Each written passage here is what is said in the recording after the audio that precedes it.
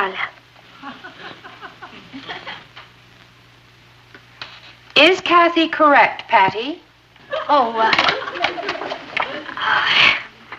if Kathy says so, you can bet on it. I want you to think for yourself, Patty. Oh, I do, Mrs. Johnson. I think that if Kathy says so, you can bet on it. You may close your books. Now, I don't want you to think of Korea as some remote historical event. What happened there involved people, ordinary boys and girls like yourselves. Many of those boys and girls are orphans. They have inadequate housing and clothing and food. Now, I think it would be a wonderful project for this class to adopt one of these orphans. This is a picture of Kim Ho Sin. She's cute. Kim lives in a remote village in Korea. He has no relatives. And we can be his foster parents for $10 a month. That's enough to see that he's properly fed and clothed and sent to school. He'll still go on living in his village, but he'll know that somebody's thinking about him. Now, who would like to contribute? Well, I'm proud of you. We'll need one student to collect the money, forward it, and correspond with him. Someone to act as a foster mother or father on behalf of the class. Who would like to volunteer for that? I would, Mrs. Johnson. Please. Very well, Patty. Kim is your responsibility. Thank you. May I have this picture? Of course. Can't believe it. I'm a mother.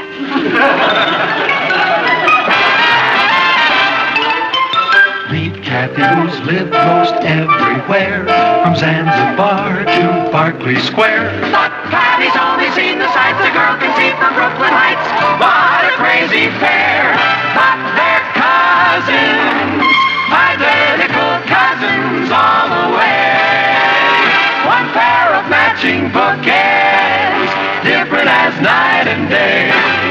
Where Kathy adores a minuet, the ballet russe, and crepe Suzette. Our Patty loves to rock and roll, a hot dog makes her lose control. What a wild duet, still they're cousins, identical cousins, and you find they laugh alike, they walk alike, at times they even talk alike.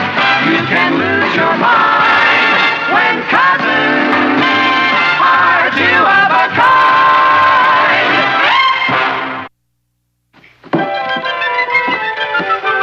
Do they play a lot of tennis in Korea? I don't care. Kim's gonna be the only boy on his block who has his own tennis racket. Where'd you get all these things? Oh, I've been scrounging from all over the neighborhood. Yeah, you're sure good, Wolf. Wish I was your brother. You are, Tiger. Kim is my son. I know he's only my foster son, but I don't know, it still gives me a funny feeling. I mean, I know he's depending on me for food and clothes and everything. So isn't the whole class contributing? Oh, sure. Martin, do you know what she's doing? It's nothing. If you won't tell him, I will. Do you know the money we gave Patty to buy a new outfit? She spent the money on clothes for Kim instead. I figured out my old outfit still had a lot of mileage in it. Kim doesn't even have any shoes. Patty, that was a wonderful thing to do. Well, that's not all she's doing, Uncle Martin. She got a part-time job at the stationery store, and she's sending her entire salary to Kim in Korea. Well, you cut it out. It's not that big a deal. How much are you making? $11. I'll match it. Oh, Papa, thanks. I'd like to contribute 2 weeks' allowance. Me too. Well, I guess I can spare some of my kitchen allowance. I don't know what to say. You shouldn't say anything. You were the one who set the example. You know, I'm really impressed. I've never seen this side of you before.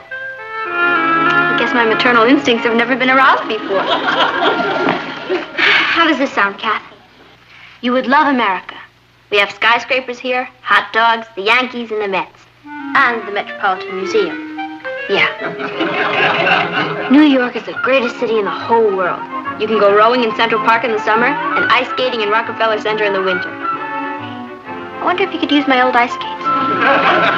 Do you realize you've sent him 7 boxes in the last 3 weeks? What's the matter? Do you have something against starving orphans? Of course not. But I don't think starving orphans need Vassar pennants, Frankie Avalon records, and a no parking sign. You never know what's going to come up over there. I wanted to be prepared for everything. I'm sending him a $200 money order. That's pretty practical. I can't argue with that. Would you mail it for me? Or why don't you mail it when you meet Richard to go bowling? Bowling? Oh, I canceled that. I'm staying in tonight to make fudge for Kim. Hi. There's Kathy. Hi, Kath. Hello, Patty. Richard? Hi.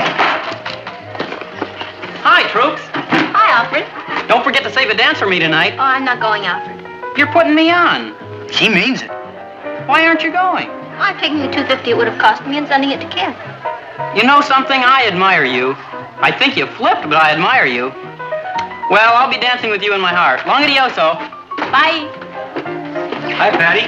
Kathy, Richard. Hi. Hi, Eddie. Hello, Eddie. How's it get in Korea? Great. You should read some of his letters. I just haven't I haven't got time right now. What do you folks have? I can't decide between a strawberry soda and a chocolate sundae. How much is a double banana flip? 60 cents. Good. I'll have a glass of water, thanks. Glass of water? What are you doing? I just saved 60 cents for Kim. Patty, you really don't think Kim's gonna mind if you have a double banana flip? You'd be surprised how things add up. All right. It's my treat. You mean it? Certainly. Can I have a double banana flip? Sure. Thanks. I'll take the cash instead. Glass of water. Have you decided what you want? Glass of water, please. You're all heart. Make that 3. 3 glasses of water? Now, wait a minute. I gotta eat too, you know. Can you answer me a question? Sure. How do I get to Korea? Here's $1. Send it to the kid.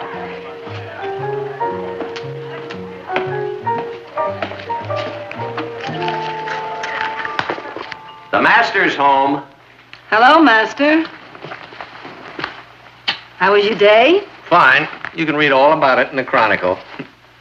Say, where's the Orphans Assistance League? Oh, in the headquarters upstairs, wrapping a package. I must say, I've never seen Patty throw herself into anything the way she has this. I think it's wonderful. She got another letter from Kim today. Oh, he sounds like a darling boy. Patty keeps this up, he'll have more money than I do. Oh, I'm so proud of her. Yes, so am I. And you know what's really great? For once, Patty is involved in a project where there's no chance of her getting into trouble. There. That should do it. Do you want to say anything to Kim? Just send him my love. Is his package ready? Mm-hmm. Here we are. 200 pieces of bubble gum. Did you read his last letter? Mm-mm. Listen. Dear Mama Patty. Is that cute? Mama Patty. Listen to the last paragraph. Your letters and many gifts choke me with happiness. I am so lucky to have you for a mother. I close now to go out in snow with snowshoe you send me. Snowshoe? Must be the tennis racket I sent. Guess they don't play much tennis in Korea.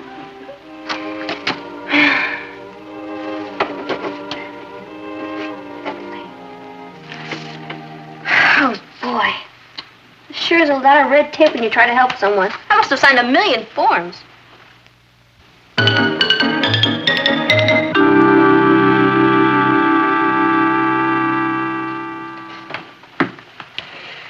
Say, what's new from Kim? I haven't heard much about him lately. Was there anything wrong? I wouldn't know. Well, now, what does that mean? It means he's an ungrateful 8-year-old orphan. Patty. Well, he is. I worked my fingers to the bone, writing letters to him, sending packages, working every day after school and the weekends to send him money. Well, what's the matter with that?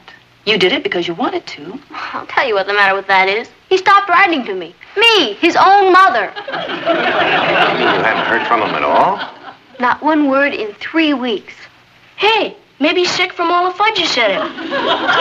I'm sure he will write, and there'll be a perfectly reasonable explanation. That's what I told myself the first week. Then the second week I said, maybe he's sick and he can't write to me. But the third week I said to myself, Patty, you're the biggest sucker in the whole world. I'll get it. It's probably Richard. Come on in, fine, Rich. I'll be ready in a few minutes.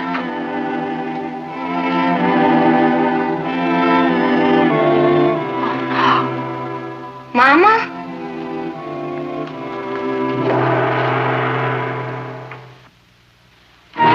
So we decided to say nothing and make Kim's arrival a complete surprise. It is, Mrs. Lomax, it is. Oh, I'm so glad.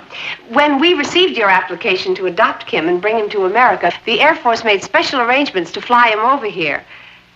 In all my years of handling these cases, I have never seen such devotion. All those letters and gifts and money orders. Mrs. Lomax, you said you received our application to bring Kim to America? Yes. Patty, did you fill out application forms like that? I don't know. I signed millions of forms. Mama. He knows who I am. He recognizes me from the picture I sent him. I'm here, son. Kim doesn't speak English. He must. What about all the letters he wrote? Well, he dictated those to a missionary in his village. The missionary translated for him. You mean I have a brother who can't even speak English? You also have a sister who doesn't speak much English. Mama. Isn't that cute? Well, you'll be hearing from me again. Good night. Good night, Mrs. Good night, Lomax. Mrs. All right. Lomax.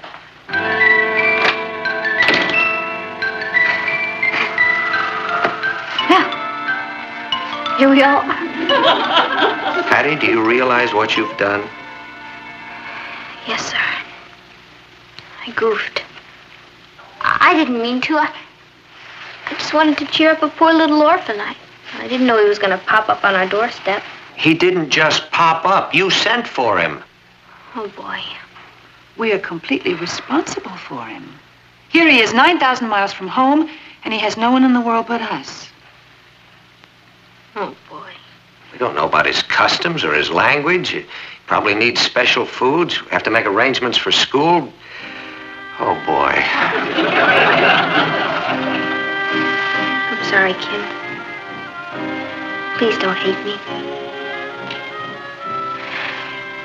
You're going to have to go back home. Who said anything about his going back home? You mean he can stay with us? Of course he can stay. Oh, Papo! Yippee! Thank you, Uncle Martin. We'll take wonderful care of him. I'll treat him like my own brother. Then he's in trouble. Welcome home, Kim. Well, come on, we better go out and find somebody who can speak Korean. I'll get my jacket. Are you sure you'll be all right here, Patty? Oh, sure. Kim and I'll get acquainted. Hi. You, Kim, me, Patty. Mama. As an old hand at the mother bit, I suggest you find out if he's hungry. Oh, that's a great idea. He's probably starved. And I thought Patty was finally in a situation where she couldn't possibly get into trouble. You want to know something? There is no such situation. Let's go. See you later, kids. Okay, bye. Are you hungry? You hungry? Hungry? Food. Umshik. Umshik. I speak Korean. I get it. Umshik. Umshik. Umshik. Oh, hello, Richard. I want you to meet my son, the Korean. How's he supposed to know what's in the cans? He can't read English. Well, he probably doesn't eat this kind of food anyway. Wonder what he does eat. Yak steak. Now where am I going to find a yak at this time of night? Probably eats rice. It's a great idea. We haven't got any rice. All right, let's go out and get some. Ross, will you take care of Kim till we come back? Sure. Good. Give him some of your things to play with. We'll be right back. We be right back. Umshik. Yeah, umshik. When Mom and Pop get back, tell them we went out to get some umshik. See you later. Mama. Boy, are you a mixed-up kid. You, Kim, Me, Ross. Mama. Forget it. Boy, I'm sure sorry I don't speak Korean. To tell you the truth, I never thought it was going to come up. But don't worry. We're going to have a lot of fun together, Kim. I'm your brother. I'll teach you how to play baseball and roller skate, and you can use my bicycle. I've got a new bat upstairs. You wait here. I'll bring it down.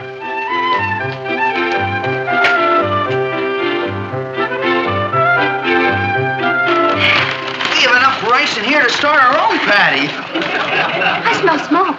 Oh, so do I.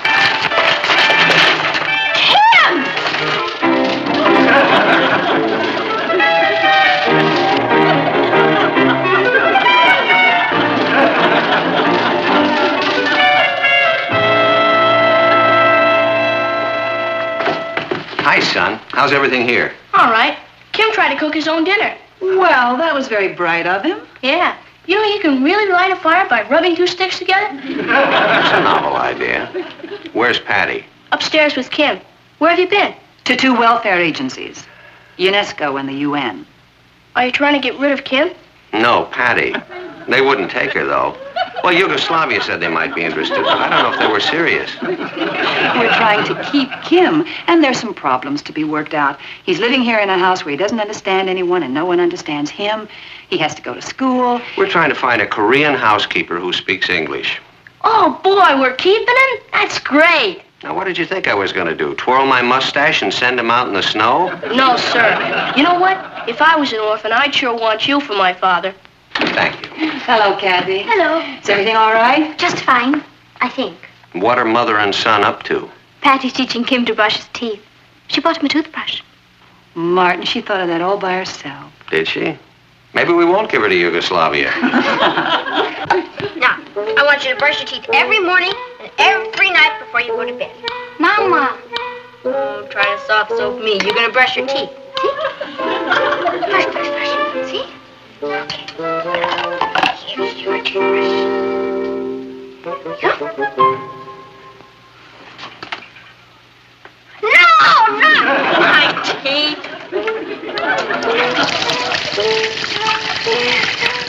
Your teeth. You. Oopsie! Not Oopsie!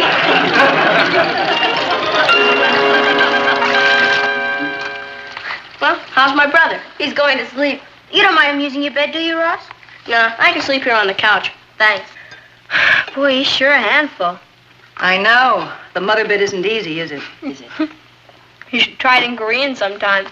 I wonder what he must be thinking of all of us. He must be quite confused. They put him on a plane and fly him thousands of miles to a strange country. And then winds up with Patty for a mother. That's enough to confuse anybody. I think Patty's doing a remarkable job. Thanks, Mom. But this is the first time he's ever slept in a real bed. How did he react? Oh, I don't know. I just pointed to the bed and told him to get in it.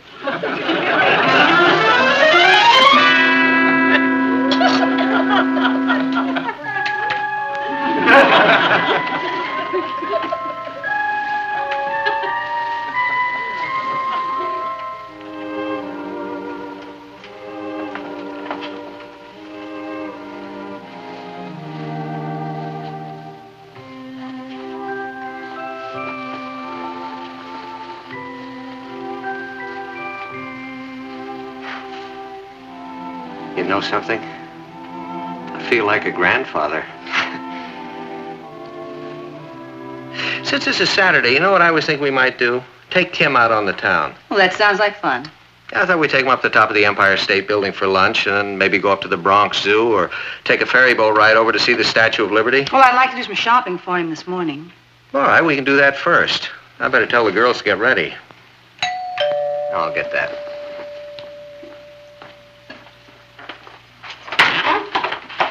Well, good morning, Mrs. Lomax. Won't you come in? Good morning, Mr. Lane. I suppose you've come to see Kim. Right this way. Good morning, Mrs. Lomax. I'll bet you're just bursting to know how Kim is. Well, he's coming along just fine. Well, that isn't why I came. It isn't? I came to take Kim away. I don't understand. Well, there's been a terrible mix-up. Kim was sent here by mistake.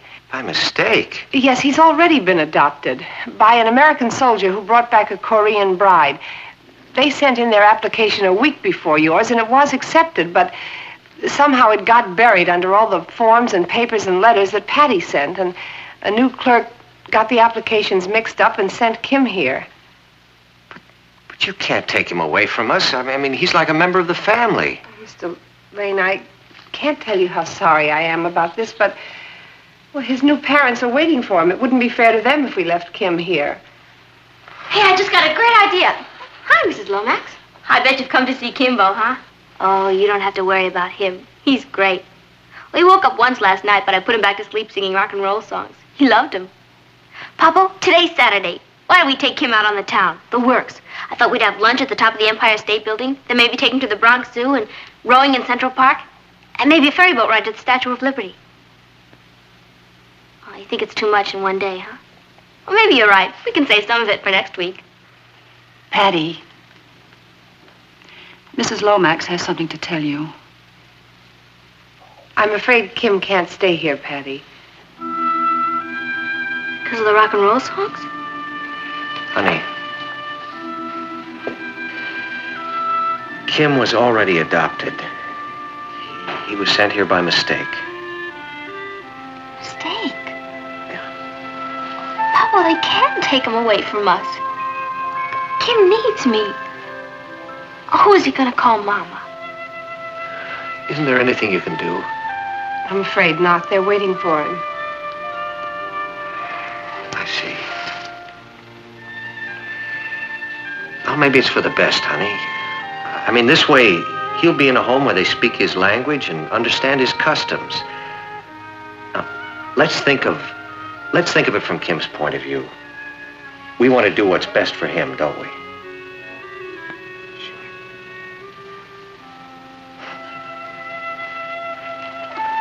We're ready.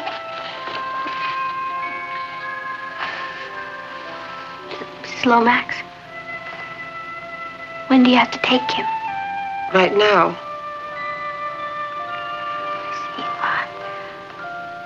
Could we go with you and make a little detour on the way? Detour? To where? To the top of the Empire State Building. Bronx Zoo, Central Park, and the Statue of Liberty. Well, that would be highly irregular. Of course you can. Thank you. Kim, you're gonna have a day you'll never forget. Where shall we go first? Let's go find a hot dog stand. That's the only way to see America.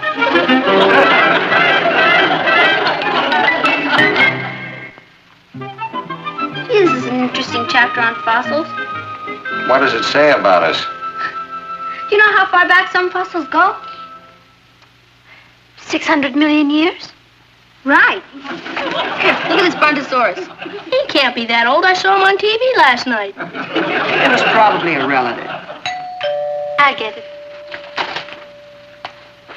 It's incredible. Dinosaurs were so big and they were all herbivorous. They only ate herbivores? Herbivorous means plant-eating. Why don't they say so? Patty, sure wouldn't want to meet up with one in a dark alley. Patty. Kim! Mama! Mama! He still remembers me. Boy, Hello, wonderful. Kim. How long has it been? 6 months. And he still calls me Mama. Bogo Super, Samnida. Oh, I guess they just speak Korean at his house, huh? You, Kim, me, Patty. Oh, Toko China, she's Samnika. He forgot everything I taught him. Not everything, Mama. Have some bubble gum.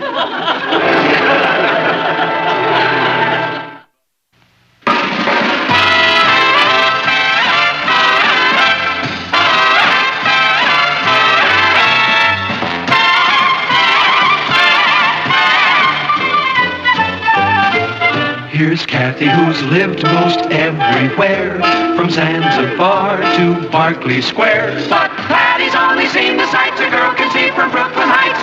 What a crazy pair, but they're cousins, identical cousins, and you'll find They laugh alike. they walk alike, at times they even talk alike. You can lose your mind when cousins are Late. What's a dropout? Now, what do you think it is, son? A parachutist coming down enemy territory? A dropout is a student who quits school. Oh, boy. How can I get to be one? Just keep up the grades you've been getting. Seriously, that's no laughing matter. Thousands of students are dropping out of high school before they get their diplomas. It's a terrible waste. Kathy, where's Patty? Oh, she's coming out, Natalie. Say, Kath, I just got an idea. How would you and Patty like to serve as student advisors to our anti-dropout committee? I'd love to, Uncle Martin, and I'm sure Patty would. Why don't you ask her? Yeah, that's a wonderful idea. Having students on the committee? I think I'll bring it up at the meeting tonight. Two of you could talk to students at their own level. Fine. Patty! We'll be late. I'm ready. Let's buzz, cousin. Patty, how would you like to serve on a committee to help stop school dropouts? Gee, Papa, I'm afraid you picked a bad time to ask me. Why? Because I'm dropping out of school next week. Excuse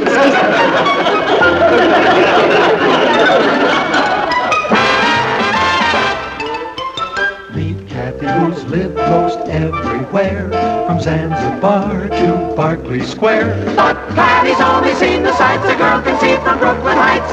What a crazy pair, but they're cousins, identical cousins all the way. One pair of matching bookends, different as night and day. Where Kathy adores a minuet, the ballet russe, and crepe Suzette. Our Patty loves to rock and roll, a hot dog makes her lose control. What a wild duet, still they're cousins, identical cousins, and you find They laugh alike. they walk alike, at times they even talk alike. You can lose your mind when cousins are two of a kind. Hi, Patty. Hi, Rich. I want to talk to you. I want to talk to you, too. Are you still going through with it? You bet I am. It's all set. I'll tell you about it this afternoon. Can you meet me at the shake shop after school? Sure. Hello, Richard. Hi, Kathy. Bye now. Will you stop running for a minute and talk to me? Long to go, so. I've been trying to catch up with you all morning. You can't just announce you're quitting school and then run away. I didn't think everybody'd get so excited about it. Excited? Your mother and father are in a state of shock. I'll explain it all to them when I get home. You're going to explain it to me right now. Later. Now. Patty, I don't understand you. You were looking forward to going to college. We'd planned to go to the same college, share the same dormitory. I know. Well, then what is it? It's old Noodlehead. Who? Richard the Chicken-Hearted. He's dropping out of school next week. Oh, he can't drop out of school. He's going to be a doctor. He changed his mind. He decided he'd rather be a millionaire. He's starting next week. Patty, you've got to stop him. I've tried every argument I can think of, but I can't budge him. So I figured I'd trick him. By quitting school. I'm not quitting school, but I can't let Richard know that. When I tell him I'm dropping out, he'll be so shocked it'll bring him right back to his senses. I see. That's a marvelous idea. I got it from our family motto. If you can't lick 'em, outthink 'em. You want the check?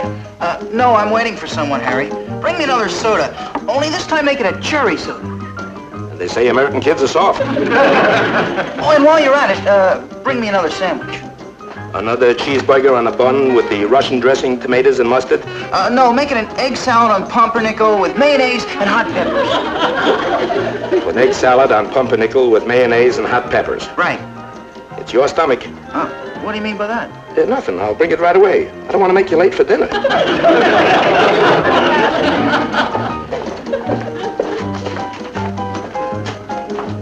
Oh, hi, Marcia. See you later, Marcia.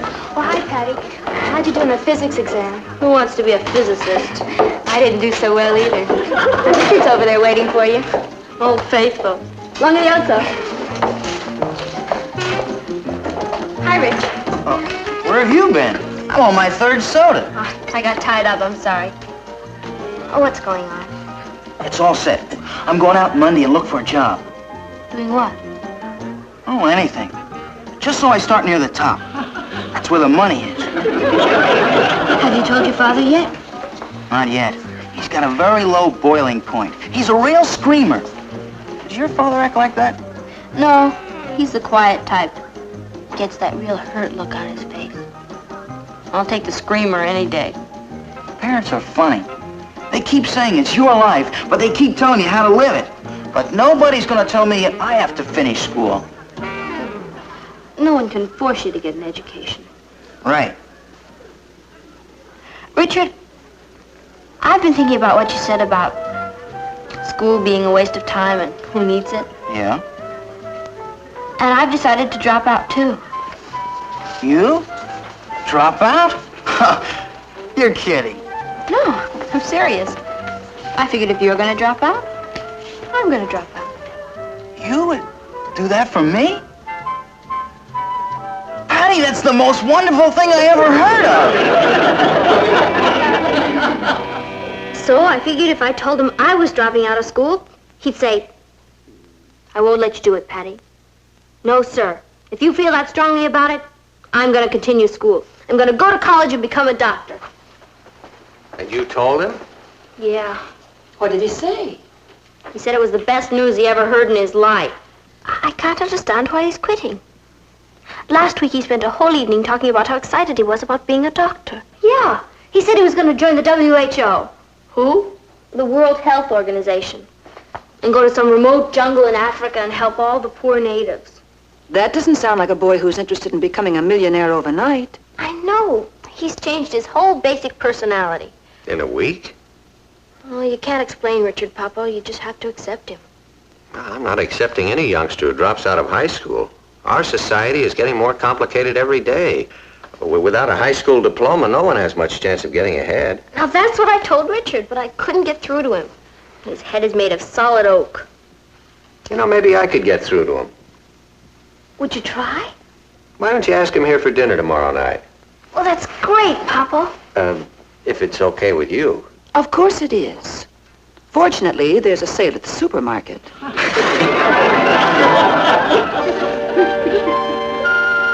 May I have another piece of cake? While you're at it. Oh, certainly, Richard. That makes 4, but who's counting? Papa, guess who I ran into today? Dr. Thayer. Oh? Yeah, he's receiving some kind of a medal for a Doctor of the Year. That's wonderful. His family must be terribly proud when you think of all the people he's helped and lives he's saved.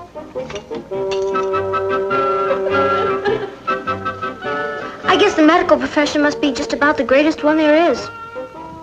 Dedicating yourself to your fellow man.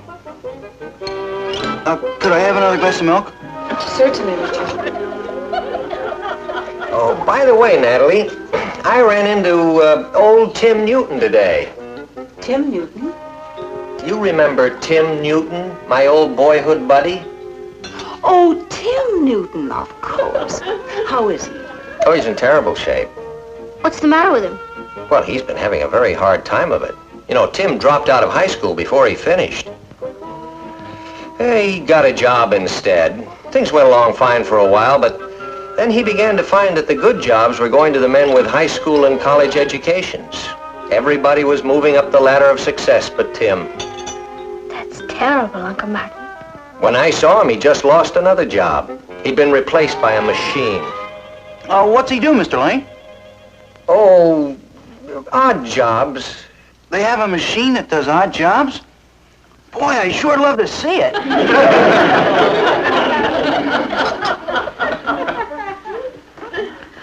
I guess it must be pretty rough getting anywhere without a high school education.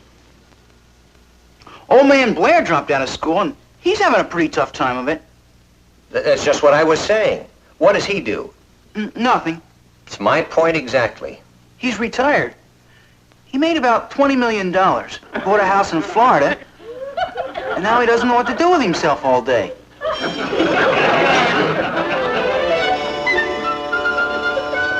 Hey, there's a great new picture at the Orpheum. 7 empty coffins. Why don't we just stay in tonight, Richard?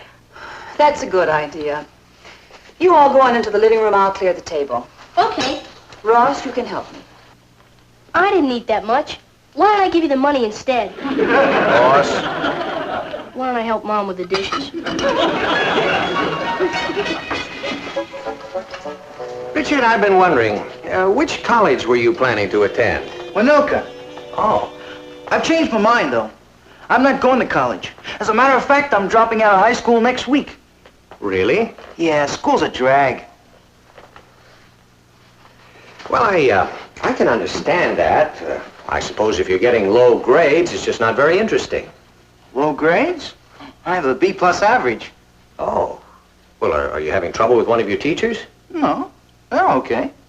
You don't like the school? School's pretty good. Weren't you going to be a doctor? That's before I grew up. Who wants to be gotten out of bed in the middle of the night to take care of some neurotic who has a stomachache? Well, if you feel that way about it, then you shouldn't be a doctor. I'm not gonna be a doctor. Well, that's too bad, Richard. I think you would have made a fine one. It takes too long to build up a practice. I want to start making money now. Is that so important? You bet it is. I want to make a lot of money, and I want to make it fast. What about all those sick natives? I was just talking. They don't really mean anything to me. Look, if you people got me here to talk me into staying in school, you're wasting your time. If you think I'm going around with a boy who's only interested in money, then you're wasting my time. Well, nobody said you had to go around with me. That's right. And I won't. Well, that's fine with me, too. I'm sorry. Well, I'm sorry, too, Richard. We're all a little upset about you dropping out of school, you know. Look, maybe if we discuss... There's nothing to discuss, sir. Isn't your family going to be terribly upset? Well, for a while, I guess. But they'll get over it. Will you? I wish everybody would stop acting as though I'm committing some kind of crime. Don't you think it's a crime to waste human intelligence? I'll be using my intelligence. Let me ask you another question, Richard. Do you honestly think it's more important to use your intelligence in making money than it is to use it in developing a skill that would help people who badly need your help? I think money is more important. I see. Well, there's nothing more for me to say then, is there? No, sir, I guess not. Will you say goodbye to Patty for me? Of course. I probably won't be seeing you people again. Thanks a lot for the dinner, Mrs. Lane. You're welcome.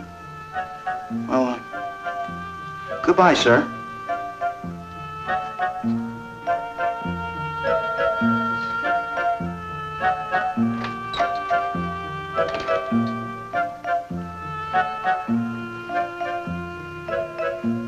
Richard said I was listening.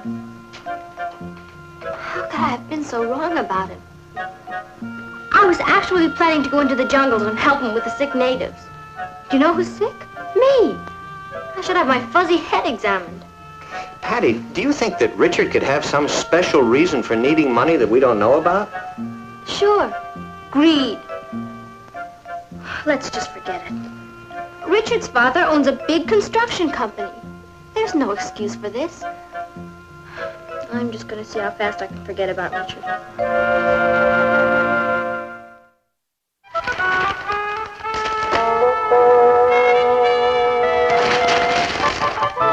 Hey, look at this.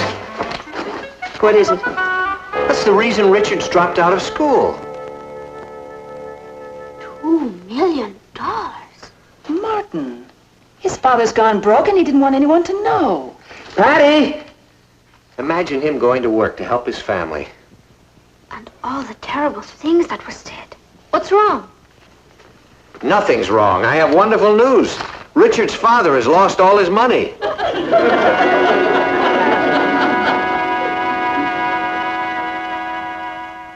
Now that we know the truth, what are we going to do about it? I know what I'm going to do. I'm going over to Richard's house on my hands and knees. Can I watch? The time he needed me most, I walked out on him. You didn't know, Patty?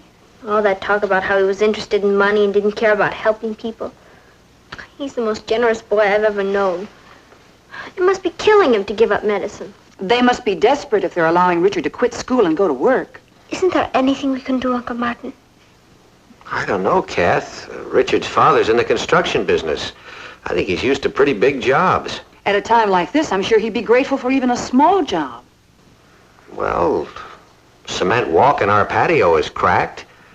We don't really need a new walk, but I guess to help him out, we can let him put one in for us. Let's. And weren't Harriet and Marvin talking about putting a wall around their garden? And Sam and Celia said their driveway was full of holes. Call him, Papa, please. All right. Now, what's his name again? Jonathan? I want to finish this stretch from here to Flagstaff by the 15th so we can move the crew up to Utah and get started on the project up there. Do you see any problems? We should be able to do it, Mr. Harrison, now that we're out of that turnpike contract. The suckers that take that over won't get more than $1 million or $2 profit out of it. The Utah deal is 5 times as big as that. Harrison. Hello, Mr. Harrison. This is Martin Lane. Say, listen, I'm sorry to bother you so late, but I need a favor. That's all right. What can I do for you? Well, I have some cracks in my patio walk. Cracks in your patio walk? Yes, now I know you don't usually handle jobs that small, but I wonder if you could come over and take a look at it. He wants me to come over and take a look at the cracks in his patio walk. What for? What for? I'd like you to repair them, as a special favor. He wants me to repair it as a special favor. He must be broke. I'd be glad to come over and take a look at it. Well, I certainly appreciate that, Jonathan. Tell him about Sam and Celia. Oh, and some friends of mine have holes in their driveway. One of his friends has holes in his driveway. He sounds like he has holes in his head. Could be. His daughter goes with my son. Now, why don't I come over there tomorrow? I'd appreciate that. Invite him to dinner. Now, could we give you dinner? He wants to give me dinner. Ask him what they're having. What do you say we make it after dinner? Say about 9. Fine. I'll see you then. Bye. You're going over there? Yes. Poor devil. He and his friends must be pretty hard up to go around asking for charity. That newspaper game must be pretty rough. There. What have you got there? Some fudge for Richard. What has he done wrong now? Ha ha ha. Just for that, you can't come visit us in the jungle. Promise? I bet it really happens. Why not? You can make anything happen if you want it badly enough. Maybe I'll become a nurse so I can help Richard. I can see me now at his side while he's operating. There's an emergency. Calling Dr. Harrison. Dr. Harrison, please. Come rushing down the corridor. There you are, Doctor. There you are, nurse. Patient stop breathing. We're the only ones in the world who can save him. Scalpel. Scalpel. Forceps. Forceps.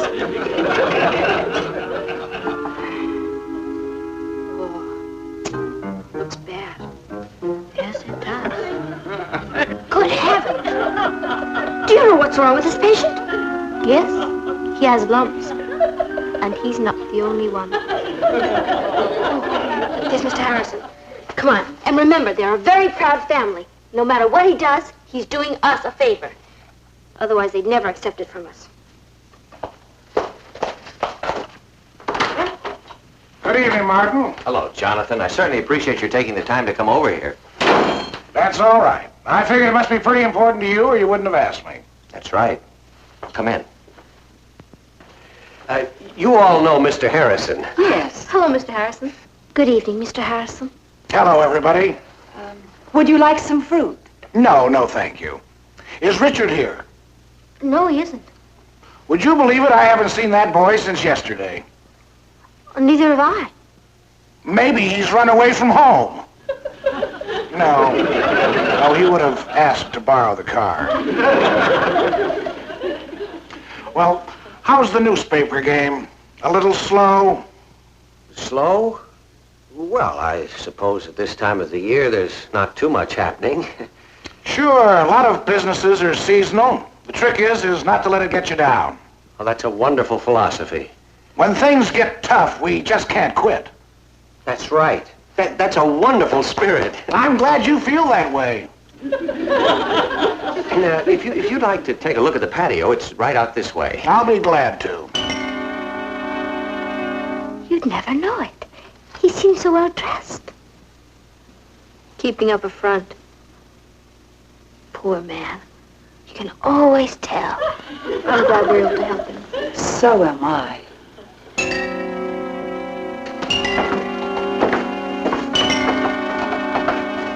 Well, what do you think? Oh, you've got cracks all right. I'll send a man over to repair them. That's really nice of you, Jonathan. Glad to help you out, Martin. Mr. Harrison, as long as you're helping us out, here's a few more jobs we have for you. What's this? Oh, walls, cracking ceilings, walks. This neighborhood's in terrible shape. There are enough jobs to keep you busy for months. I don't do this kind of work. I'm a construction engineer. Oh, we know that. But you see, these people are very good friends of ours, and they would appreciate it if you would help them out by taking on this work. Well, if it would really help you out. Oh, it will. Well, then I'll send a crew over tomorrow. That's really a load off my mind, Jonathan. It's a load off my mind, too. Now Richard won't have to quit school. What did you say? I said, now Richard won't have to... Uh-oh. He hasn't told you yet. Richard's quitting school. Well, he was thinking about it. He never said a word to me. He's a very proud boy. If he has any problems, why doesn't he come to me? I'm a warm, understanding father.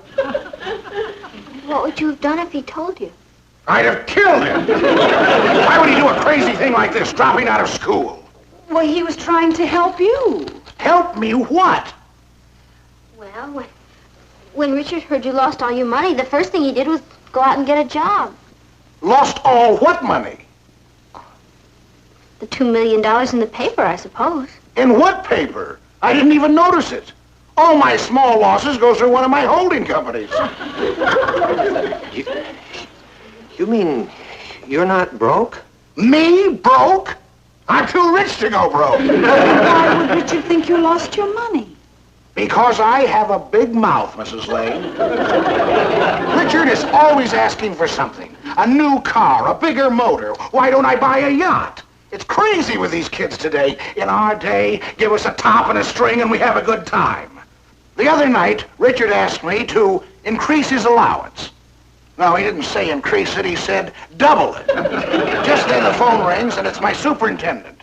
And he tells me that we were losing, how much was it? $2 million. $2 million on this little turnpike job. So I turned to Richard and I said, there you are. I've lost $2 million and I'm wiped out, and you're asking for a bigger allowance. It was a joke. Oh, he'll never make a businessman. On that tax loss alone, I'll make money. Mr. Harrison, I don't think Richard wants to be a businessman. He wants to be a doctor. And he was willing to give all that up when he thought you were in trouble.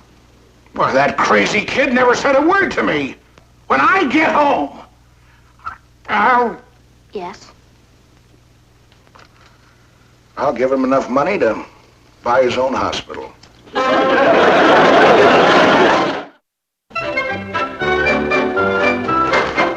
Hi, Arthur. Hey, now, you look great. You all set for the little old basketball game? All set for the little old basketball game. I bet old Marblehead's mad, isn't he? My cutting in on his girl. Oh, hi there. I was just telling Patty you're a loser. Just couldn't hang on to her, could you? Well, you can't win them all. All set, baby? All set, baby. Bye. See ya.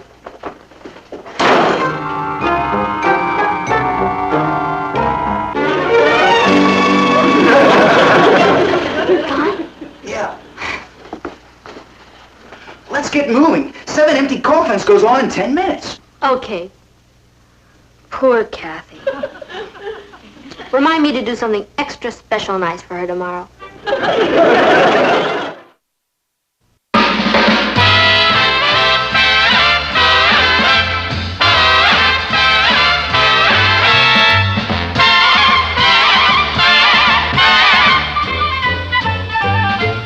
Here's Kathy, who's lived most everywhere, from Zanzibar to Berkeley Square. But Patty's only seen the sights a girl can see from Brooklyn Heights.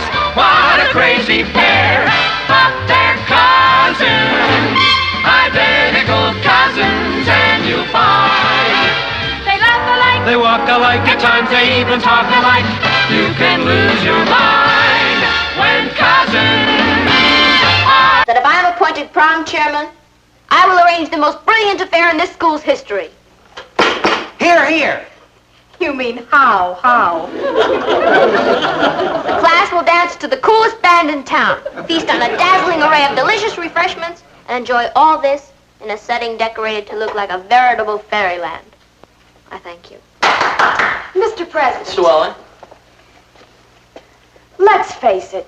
No matter what Patty promises, the class knows that for their $3 a couple, they'll get their choice of either the Flatbush 5 or stale chopped egg sandwiches in the school gym. Now, wait a minute. Nevertheless, if I'm appointed chairman, I promise that everyone will positively be at the prom. Why should they? Because my father is president of a bank, and he knows a lot of celebrities. I guarantee that one of them will appear as our guest. Patty, what have you got to say to that? Well, I didn't hear you, Patty. She said, well, I promise that if I am appointed prom chairman, my father, Martin Lane, managing editor of the New York Chronicle, will guarantee that the guest celebrity will be the biggest single name in show business. Who's that? Is that? I'm not at liberty to divulge that name right now. Because she's bluffing. All right. You both have until tomorrow at 3 when I name the prom chairman. See you then. Thanks, Walter. Coming? See you later. Know something, darling? I don't think you have anybody.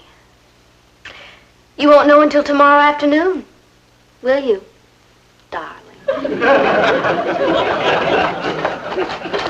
boy, you sure told her off. I sure did. By the way, who'd you get for the prom? How am I supposed to know?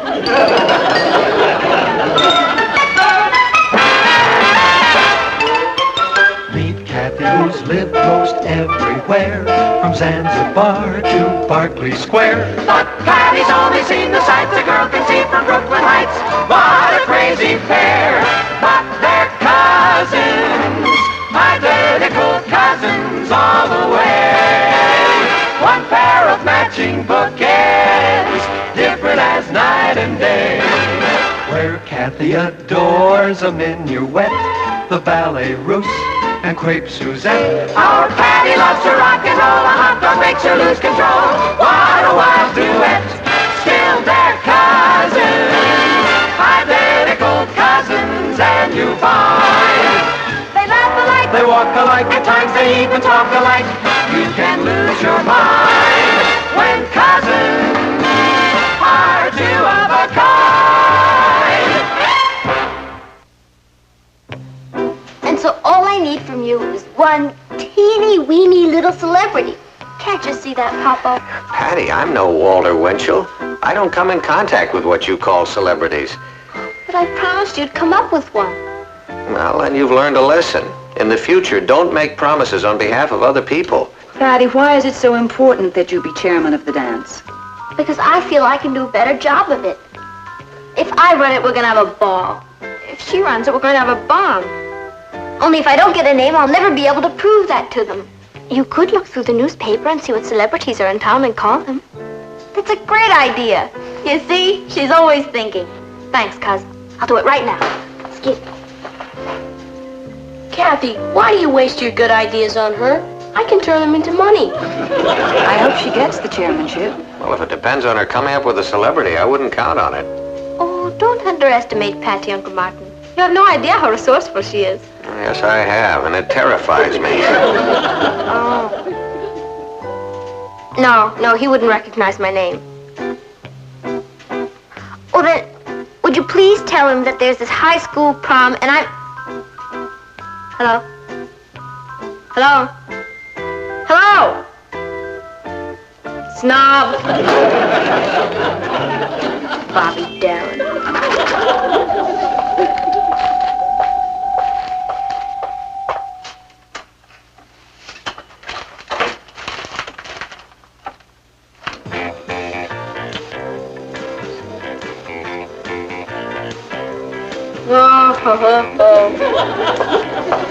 Have you called anyone yet?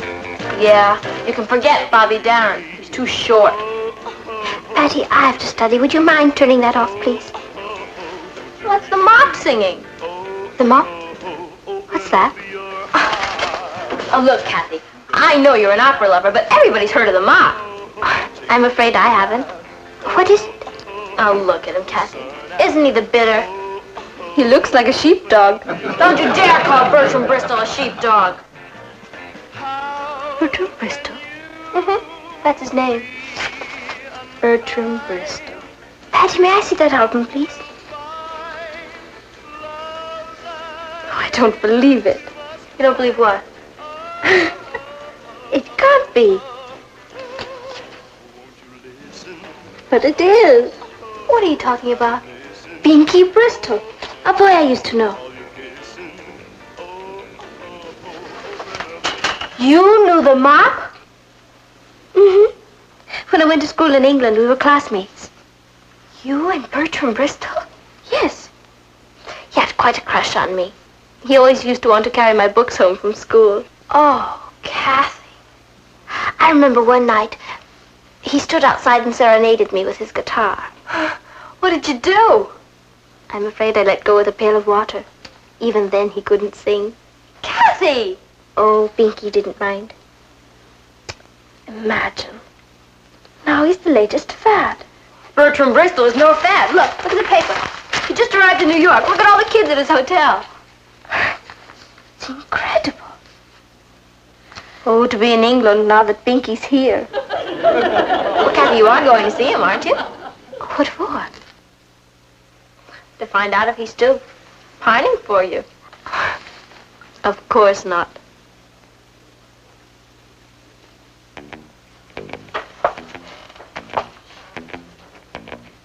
Kathy? I just got the most marvelous idea.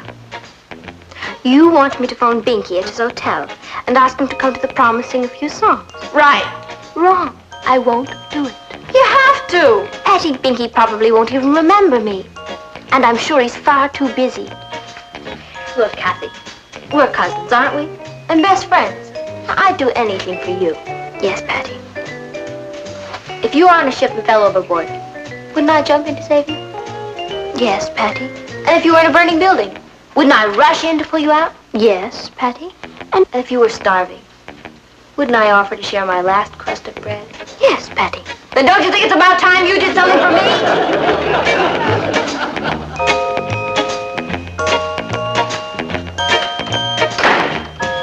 She won't budge. I don't get it. After all you've done for her, why is Kathy so stubborn? Because she has the soul of a mule. It's such a small favor. Of course it is. Look, if I were Kathy, I'd do it in a minute. Richard? What did I just say? Of course it is. No. After that. If you were Kathy, you'd do it in a minute. That's exactly what I said. Richard, shake hands with a genius. Huh? Sorry to be late. Well, you know why we're here today. Yes, indeed. Are you ready to name this big star you can bring to the dance? Of course. Mr. President, if I'm appointed prom chairman, my first official act will be to announce that the guest celebrity will be none other than Bertram Bristol.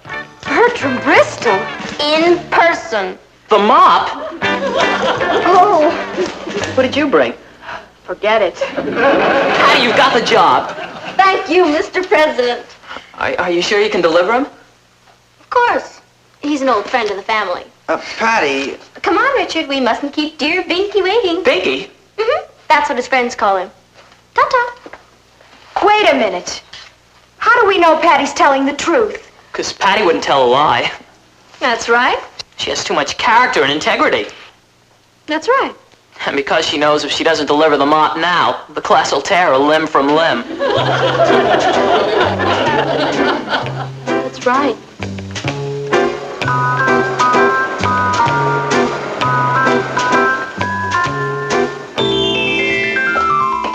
Here it is. 1492. Well, that's the year Columbus discovered America. Maybe that's a good luck omen. Do you think this is really gonna work? Sure, when I called from the lobby, he said to come right up. Only he thought he was talking to Kathy. Will you stop splitting hairs? He shook my hand. Oh.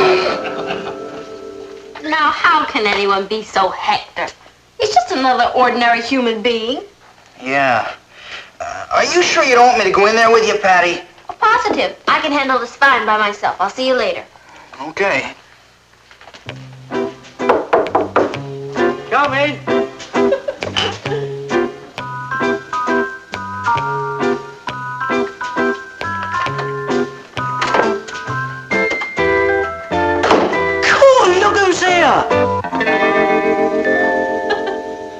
Oh, what's wrong, Kath?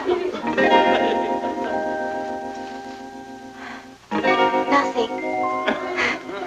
It's nice to see you again, Mr. Bristol. Mr. Bristol, come on, Kath. Look, it's me, the old Bingo. Yes, of course. Hello, Binky. That's more like it. Here, let's have a look at you. Oh, you're beautiful. Am I? Yeah. I like your hair, too. I love yours. Let's have a bit of a talk, shall we? Come on now. Do you want a drop of tea? No, thank you. Well, no tea? That doesn't sound like my Kathy. Oh, I'd love a cup. Yeah, of course. That's more like it. Here you are, dear. Oops. Little milk. Yeah. Well, it's been a long time, Ducks.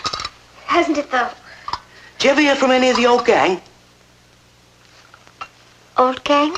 Yeah, you know, Addie and Pat. Oh, Addie and Pat. Do you remember that night in the hall when I tried to kiss you? Did? Well, how'd you like living here in the States, eh? I love it. I live with my father's brother, Uncle Martin. And I go to school with my cousin, Patty. What a doll. What's she now? You'd love her. Yeah? Oh, I wish I had time to meet her. I think I could arrange that. Binky, my school is giving a dance and I was hoping you could drop by. Oh, I'd like that, Kath. Honest, I would. Then you come? Oh, I just haven't got the time, old girl. Oh, you could just come and say hello and then run. Oh, much too busy, Kath. You see, there's this new album and rehearsing for the telly and... Oh, cool. Blimey, there it goes again. Be back in a jiff. Oh, but...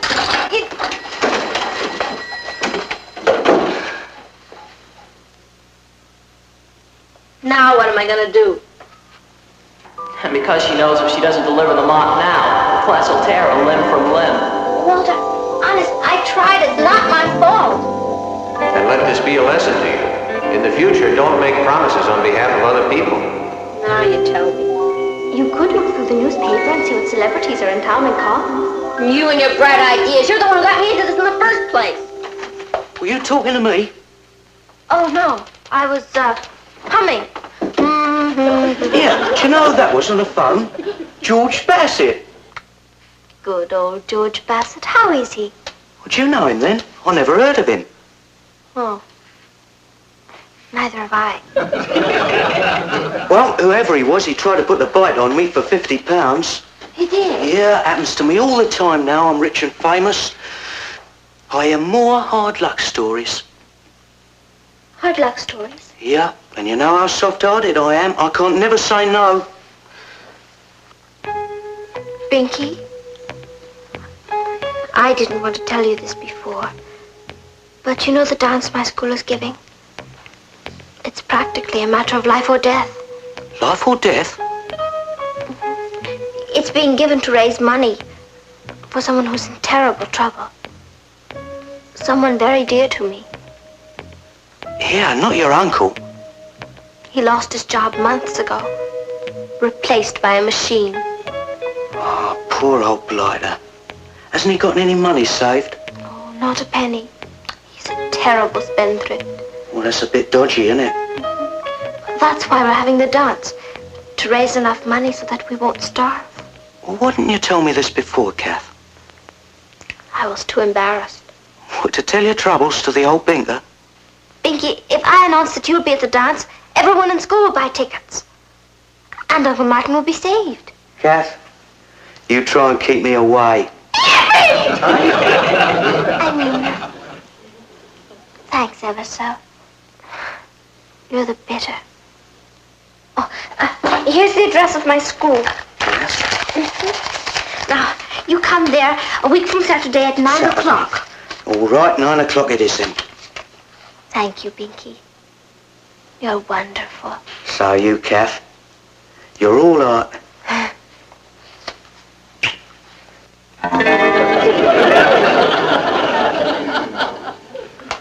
This should sell 1 million tickets. It's going to be the most successful prom the school's ever had. It sure was nice of Kathy to get him, wasn't it? Yeah. Hello, Patty. Oh, hi, Kath. We were just talking about you. Were you? Mm-hmm. Tell me, Patty, I'm dying to know, how did you ever get Bingy to agree to come? Oh, I just went over to his hotel and asked him. And he said yes, just like that? Mm-hmm. Well, you know, all actors are hams. Patty's pretty persuasive. Did you tell him we're cousins? Yeah, I think I did mention it. I think I'll call him. No! I don't think you should do that. Why not? Well, Kathy, he didn't remember you. He didn't? No. Oh, I'm surprised. We were rather close. Well, you know how it is. Well, he's met millions of people. He's a celebrity. Everyone's after him. Well, I'm not. And I'm certainly not going to phone him. That's a good idea. But when I see him at the dance, I'm going to tell him exactly what I think of him. What did the man say? Oh, what a tangled web we weave. He was right. You know, Richard, I think I've done it again. If Binky Bristol shows up at the dance, Kathy's gonna hate me. And if he doesn't show up, limb from limb.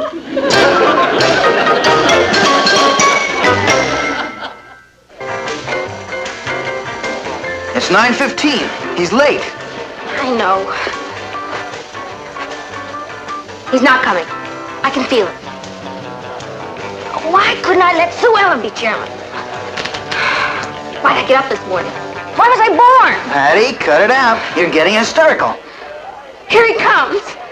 Here I am, Kath. Sorry I'm late. I'll come straight on from rehearsals. Can't stop long, though. Okay.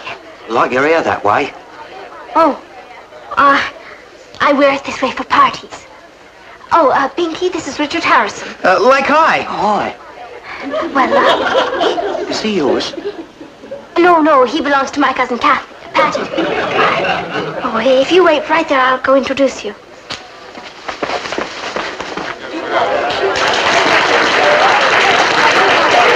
Fellow students, fasten your seatbelts. He's here, the one and only Bertram Bristol!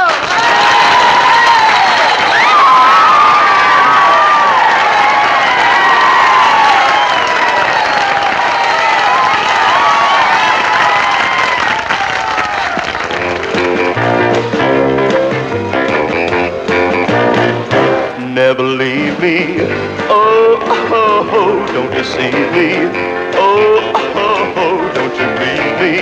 Oh, oh, oh, open up your heart. Don't you run out. Oh, oh, oh, take the fun out. Oh, oh, oh, put the sun out. Oh, oh, oh, open up your heart. How can you be unkind? You will find love's a game that two must play. Oh, oh, oh, oh, oh. Have a listen. Oh, oh, oh, all your kissing. Oh,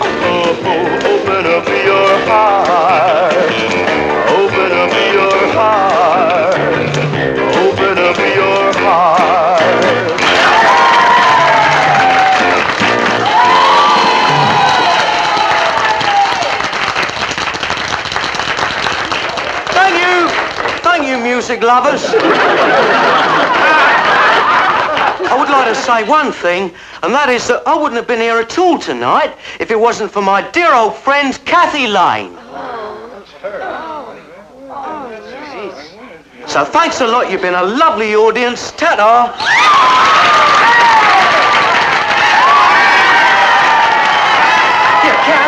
Kath, wait a minute, old girl. Lovely bunch of kids out there. Yes. I certainly do appreciate your coming, Binky, but I know you must run along now, so goodbye, Binky. Cool, blimey, it's a blooming mirage.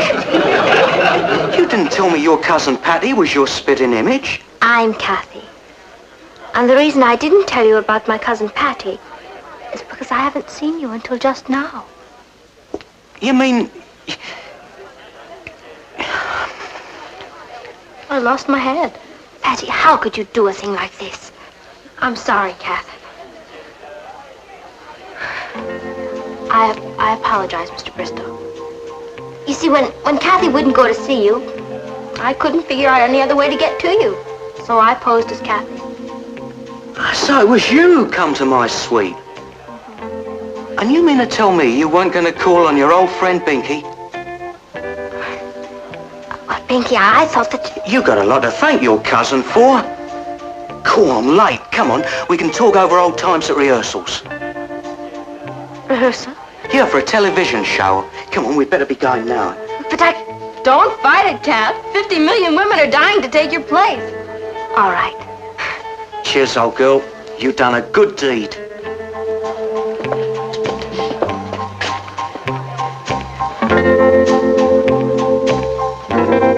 He shook my hand. It was the best evening of my whole life. Sure were a smash. Imagine being made permanent prom chairman. Gee, who are you going to get next year? Maybe the president. You know what's so great, Rich? I pulled the whole thing off without getting in trouble. Patty! Hi, Mamo. Papa. Hi. How was the dance? A blast. Martian green. Well, that's nice. Patty, I just got this note. Now, it says, keep your chin up, Governor. And there was a check for $100 enclosed. Can you explain that?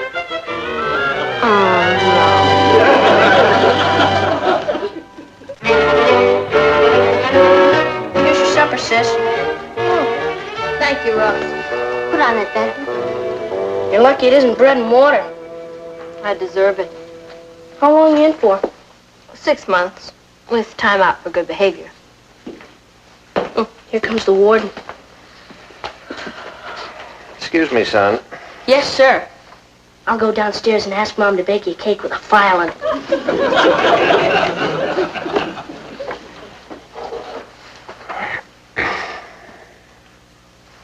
Can the prisoner make a statement? Yes? I'm sorry.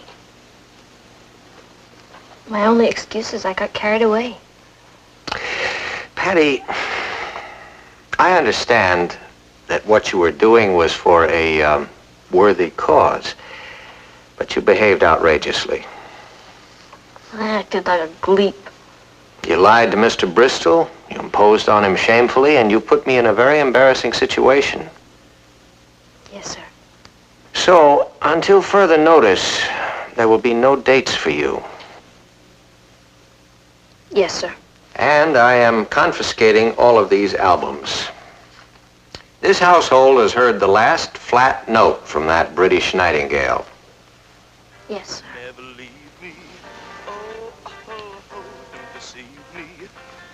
Who the devil put that on? I don't know.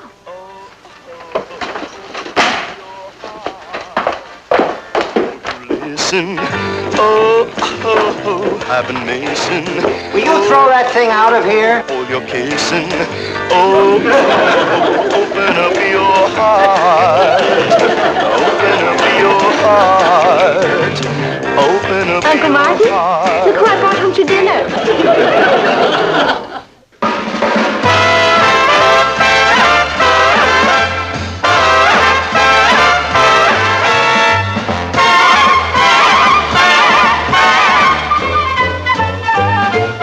Here's Kathy, who's lived most everywhere, from Zanzibar to Berkeley Square. But Patty's only seen the sights a girl can see from Brooklyn Heights. What a crazy pair, but they're cousins, identical cousins, and you'll find they laugh alike, They walk alike, at times they even talk alike. You can lose your mind when cousins are two. Will sit in on the faculty meetings and will be put in charge of some of the classes. This way he or she will get a practical working knowledge of the job. I bet I could tell him a few things about how to run this school. Right into the ground. Patty'd make a great principal. Yeah. Wouldn't Callie be surprised if they picked me instead of her? Patty, would you stand up, please? I'm sure the whole class would be interested in what you were discussing. I was just saying that I thought I'd make a good principal. All right, that will do. I'm not sure Brooklyn Heights High is ready for you, Patty. Richard? Richard? Yes, Mrs. Listen? What are you reading? It's a magic book. If you'd like to try some real magic, let's see you get a passing mark in this course. Mrs. Lesson? Yes, Maggie. Mr. Brewster would like to see Patty Lane. Pick me! Patty, you may go to Mr. Brewster's office. Congratulations! Wait till Kathy hears they picked me instead of her. The first thing I'm going to do is shorten the hours. Quiet! Hi, Holmes. Mr. Brewster wanted to see me. Yes, he's expecting you, Patty. Go right in. Thank you. Hello, Mr. Brewster. Hello, Patty. I suppose you know why I've sent for you. I have an idea. As a matter of fact, I've kind of been expecting it. I might as well tell you the name of our student principal for the week. Yes? Your cousin Kathy.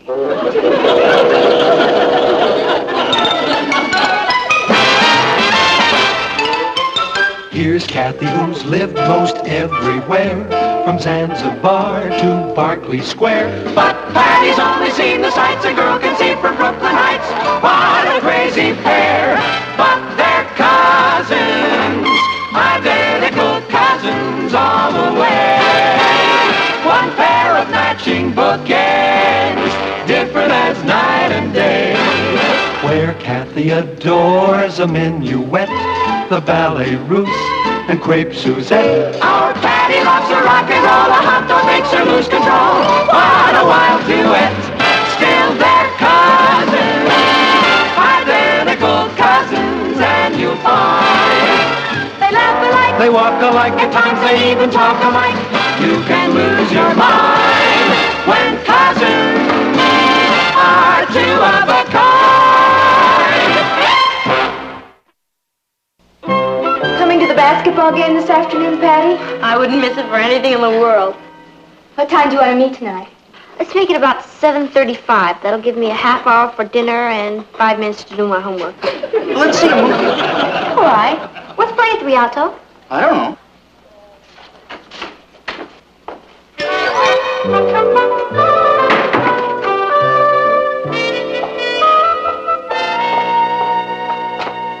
Mr. Brewster's asked me to take over this class for Miss Riley today. Would you please open your books to page 130? Can I ask a question? Certainly, Patty. What's playing at the Rialto? I don't know. Would you open your book, please? Our homework for last night was on the purification of water. Water that is fit to drink is called what?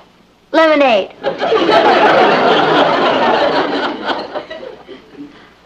Sue Ellen? It's called potable. That's right.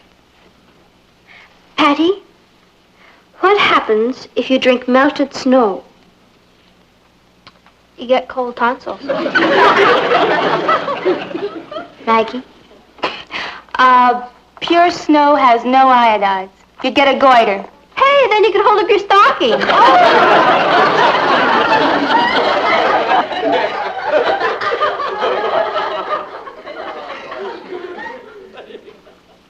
Patty, may we go on with the lesson? Sure. Teacher. Thank you. What happens if you put charcoal in water? You get wet charcoal. Patty, dirty water? All right. If I hear one more word out of you, Patty, I'm afraid I'll have to give you a demerit. Oh, please don't do that, teacher. Think of my family. This could be the Spartacus life my whole life. Consider yourself blighted. Patty Lane. 1 demerit.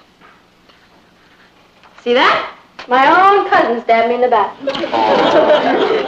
We'll make that another demerit. Don't lose your head, Patty. She's serious. Richard? Oh, don't give him a demerit. Just put it on my check. I'll do that. Be my guest. Now, may we go on with the lesson? The lesson is never trust a relative. You all realize that we're having a chemistry test tomorrow. Gee willikers, I broke my test tube. All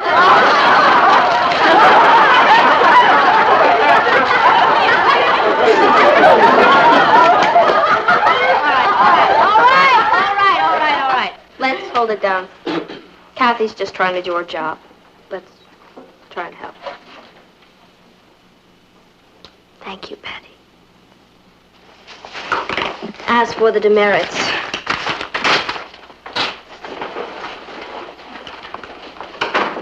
Kathy, how is your class getting along? just fine, Mr. Brewster. Is that a demerit list? No, not really. Patty Lane, 1 demerit. 1 demerit. 1 demerit. Mr. Brewster, Patty didn't really do anything. You see, I do see. I realize this wasn't easy for you, Kathy. I respect you for it. Patty?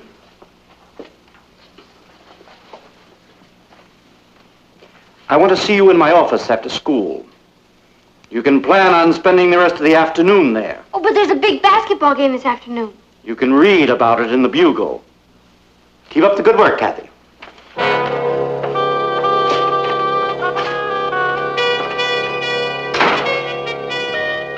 How many T's in traitor? Please, Mr. Brewster, you've got to let me go. I'm the team's mascot. No. I'm in charge of refreshments. No. I'm responsible for the tickets? No. Mr. Brewster, this is the big game of the year. The team can't win without me there. They're going to have to try. Just because my former cousin Kathy came up here and said a lot of terrible things. Patty, were you talking in class? Yes, Mr. Brewster. Repeatedly after you had been warned? Yes, Mr. Brewster. Would you have carried on like that if Mrs. Riley was in charge of the class? No, Mr. Brewster. But Kathy's just my... Kathy was put in charge by me. There were 2 reasons for that, Patty. First, because it was an honor that she merited. Second, because it was an opportunity to test the class in self-discipline. When I want fun and games in this school, I'll schedule them myself. You stay in the outer office and do your homework. When can I leave? When the basketball game is over. Hello, hello, hello. Hello, darling. Gee, I'm sorry I couldn't get home for dinner. That editorial meeting went on longer than I expected. Interesting? Dull. Things have not been dull around here. Oh? Where are the kids? In the dining room. I think I'll pop in and say hello. I'd suggest that you go by dog sled. Dog sled? I wouldn't be surprised if it started to snow. You don't mean Patty and Kathy are still feuding? They make the Hatfields and the McCoys look like Damon and Pythias. Would you like some milk? No, thank you, Ross. How about you, Patty? No. How about some cake, Kathy? Yes, I think I will, Ross. Patty? No. Well, good evening, children. How's everything tonight? I'm all right, Dad. That's about it. Ross, dear, if you're finished, why don't you run along? I think it's going to get interesting. Girls, now you have a problem. I think maybe I can help you settle it. I've sat on a few arbitration boards, you know. The most important thing is to sit down face to face and discuss your problem. You're absolutely right, Papa. And I think that makes great sense. And I'm willing to do it any time. As long as she is not in the room. She's really mad. She didn't even eat her dessert. I'm going to have a little talk with her. Please don't, Uncle Martin. Patty's right. She's being blamed for something that I did. Kathy, you're not being very logical. Patty's being punished for what she did. I was going to throw that demerit list away when Mr. Brewster walked in. You're all hard. Ross. Please don't ask me to stay. I've got homework to do. Kath, what kind of a world do you think this would be without discipline? I mean, if everybody could do exactly as he pleased. Chaotic, I suppose. You bet it would. Now, Patty is a natural-born leader. But her problem is that she's been leading for so long that she's just never gotten a taste of what it feels like to be led. So she really needs to learn discipline. I think you're right about sitting down face to face. And I'm sure I can explain that to her. If she'll let me in. She'll let you in. Oh, of course she'll let you in. Have you seen our room? It looks like no man's land. Good luck. Thank you. Good luck to all of us.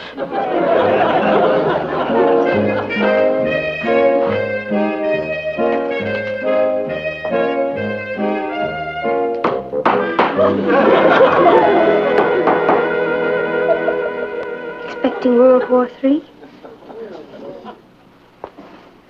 It's already started. You stick to your side of the room, and I'll stick to mine. That's going to be difficult. Yeah? Why is that? Because I'm on your side. Ha! Patty, I'm sorry about what happened. But it wasn't all my fault.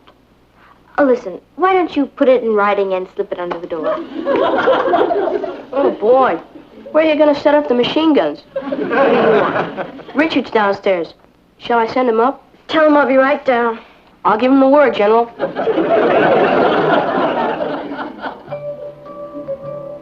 Patty, let's have a truce. That's what you want? It's what we both want. Good. I couldn't stay mad at you anyway. Friends. Friend. Come on to the movies with us. I was going to stay in it. As soon as I get dressed, I'll meet you downstairs. Checkity check. I'm glad we made up. I feel a lot better. So do I.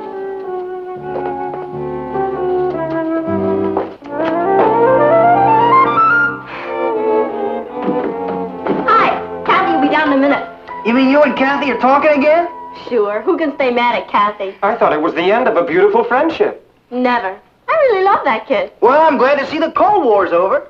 Hey, Maggie, that's a cute sweater. Oh, thanks. So's yours. You want to trade? Sure. Okay. What gets into them? Don't ask me. I'll never understand women if I live to be 30. Great basketball game this afternoon. Yeah? It was tie score right down to the last quarter. Yeah? You should have seen old Butterfingers dribbling the ball down for the winning basket and he fell flat on his face. You should have seen him. Oh, what happened then? Oh, didn't Kathy tell you? Kathy? How would Kathy know? Well, she went to the game. Kathy went to the game?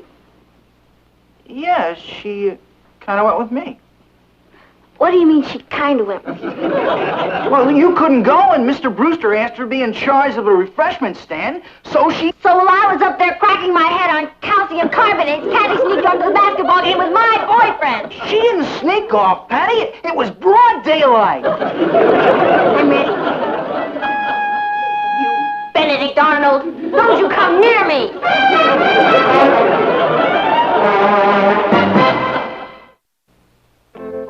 Patty?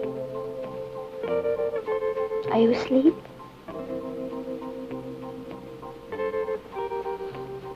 I know you're awake. How was the movie? I checked to see what was playing at the Rialto. It was 7 empty coffins. The same picture you saw last week. Do you know? That makes 14 empty coffins. I called Dr. Fair tonight. I was worried about you. He said that if you didn't use your voice, your mouth could freeze shut. They'd have to feed you through a straw. I told him how you were behaving. He said not to worry about it. He said a lot of 7-year-old children act this way.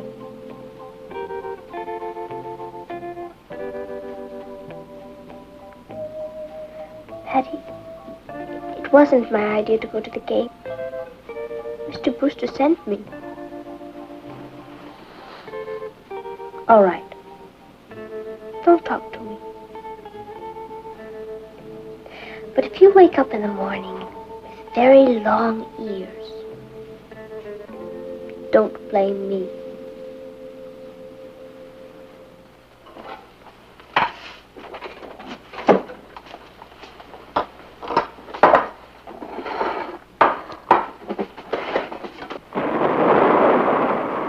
Did you hear that? It was thunder. Oh, I thought maybe it was cannon fire from the girls' bedroom. What happened? I thought that they were all made up. Patty claims that Kathy broke the truce, retroactively. We may have to refer this to the United Nations. Mustard on your sandwich? Yeah, thanks. Oh, we're pretty lucky at that, I guess. But they usually get along very well together. Patty never reacted so strongly before to being disciplined. I think there's more than that involved. Oh? Patty never said so, but I have a feeling she was expecting Mr. Brewster to appoint her. Oh, now we're beginning to get somewhere.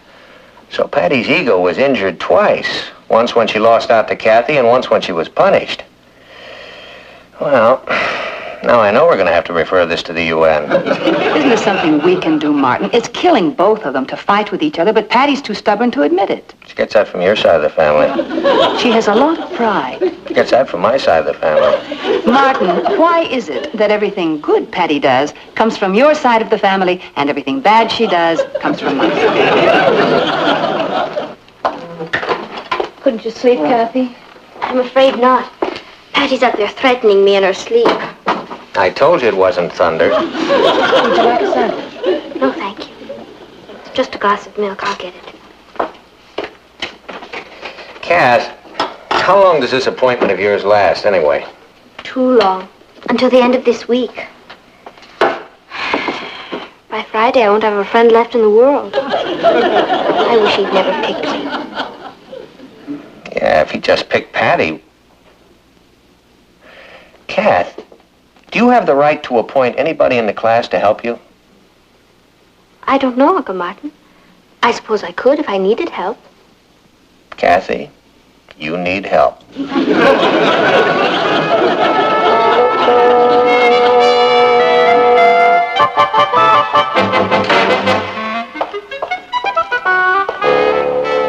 Okay, everybody, hold on to your hats. Guess who's teaching this class? Me! I guess Kathy bit off a little more than she could chew, so she asked Mr. Brewster if I could help her out. Poor kid. Well, the old master's here, so everybody, let's get to work. My motto is, everyone gets an A. I guess this is the hour for history, so let's crack our books at page 273. The war with Spain. Si, senorita. Okay. You all be on the Spanish side, and I'll be on the English side. Now, this beef wasn't just with Spain and England. There were a lot of other countries stewing around in it. Portugal and France. It's kind of a beef stew. Beef stew. Well, now that we know what's cooking. Who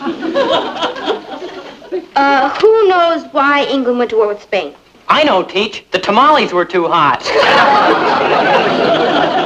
I'll give you a hint. Turkey was involved.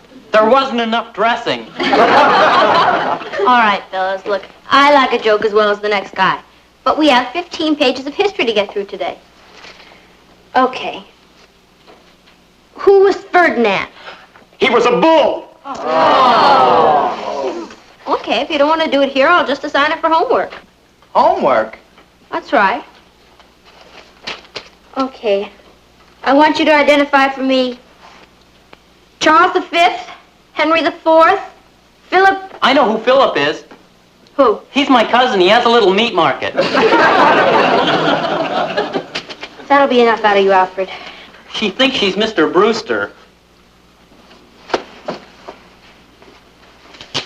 All right, Alfred. That's one demerit. Excuse me. Don't worry about it, folks. I'll take care of it. You've heard of the great Houdini? Well, I'm Horrible Harrison and his magical bag of tricks. A little wave of the handkerchief?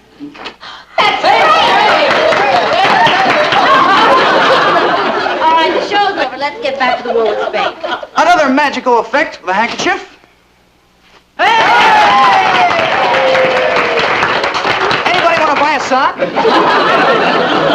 Richard, if you do one more trick, I'm going to give you 10 demerits. She has a great sense of humor. You've heard of a barber pole? Well, I've got one right with me. All right, Richard.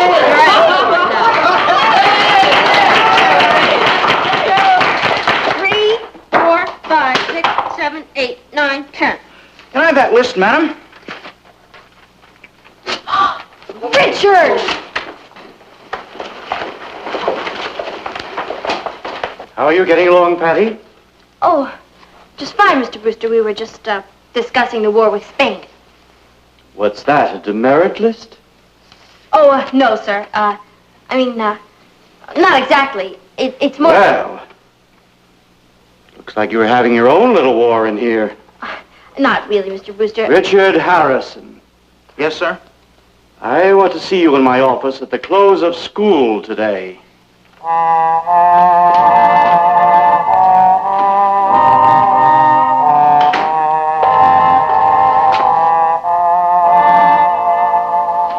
As one of our great presidents once said, if you can't stand the heat, stay out of the kitchen.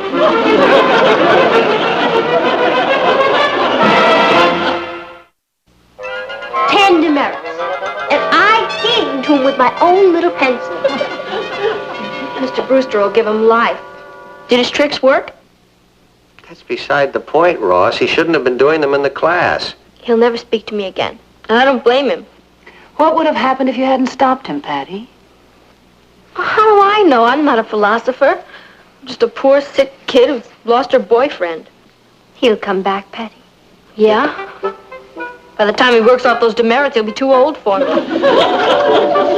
Guess who? I'll get it.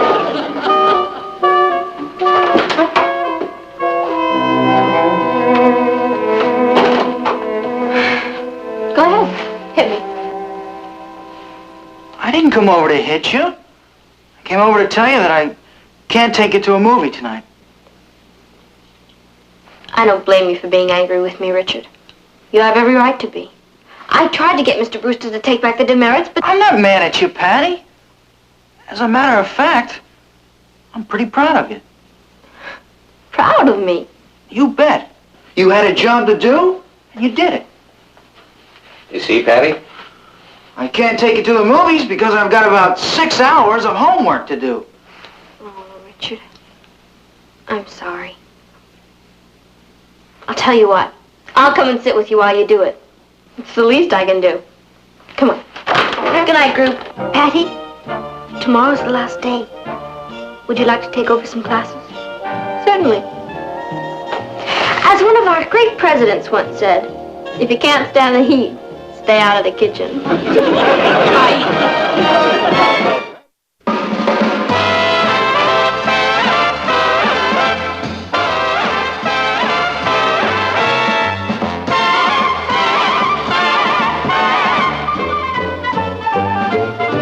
Here's Kathy, who's lived most everywhere, from Zanzibar to Berkeley Square. But Patty's only seen the sights a girl can see from Brooklyn Heights.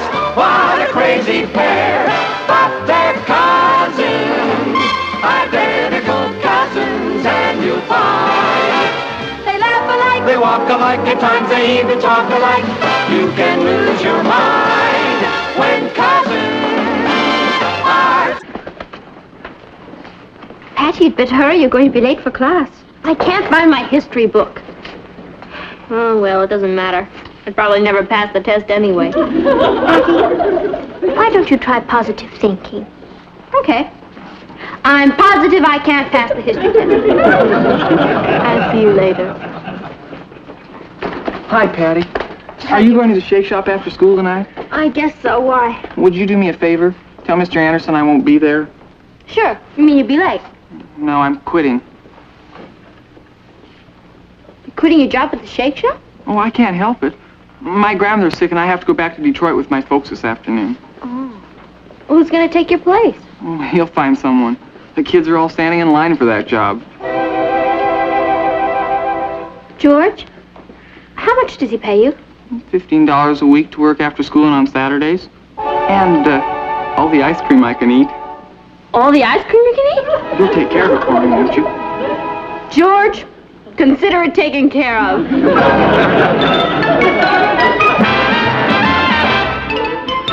Meet Kathy, who's lived most everywhere, from Zanzibar to Berkeley Square. But Patty's only seen the sights a girl can see from Brooklyn Heights.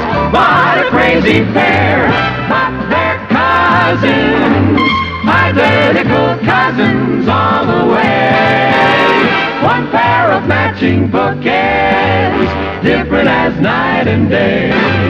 Where Kathy adores a minuet, the ballet russe, and crepe Suzette. Our Patty loves to rock and roll, a hot dog makes her lose control. What a wild duet, still they're cousins, identical cousins, and you find they laugh alike, they walk alike, at times they even talk alike.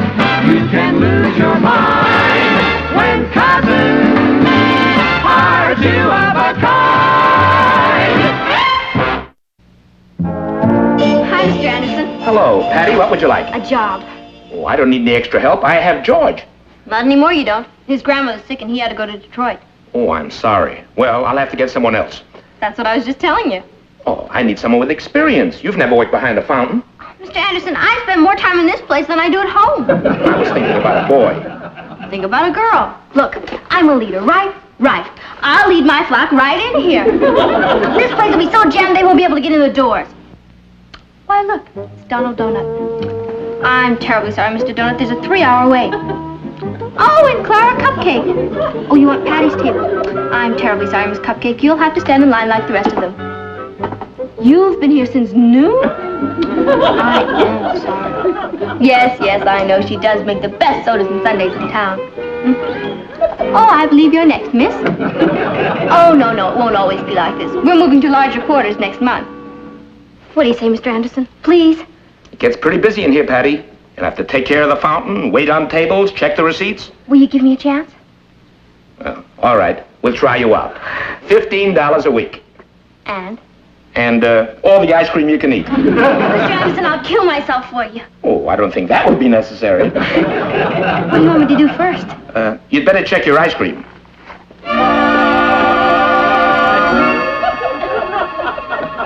My ice cream.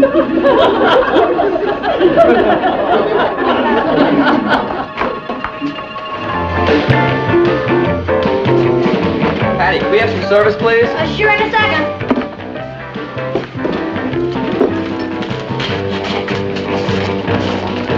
Yeah. I'll have a kitchen sink, chocolate, strawberry, and tutti frutti, all the nuts, no cherry, and plenty of whipped cream. One kitchen sink, chocolate, strawberry, tutti frutti, hold the nuts, no cherry, and plenty of whipped cream. I'll have a flaming desire with a peach instead of a banana, rocky road and orange ice, and hold the syrup. One flaming desire, peach instead of banana, rocky road and orange ice, and hold the syrup. One kitchen sink, chocolate, strawberry, tutti frutti, hold the nuts, no cherry, and plenty of whipped cream. I'll have a pink elephant. Hold the elephant, an extra dip of banana ice cream, no whipped cream, and plenty of syrup. One pink elephant, hold the elephant. An extra dip of banana ice cream, no whipped cream, and plenty of syrup. One flaming desire.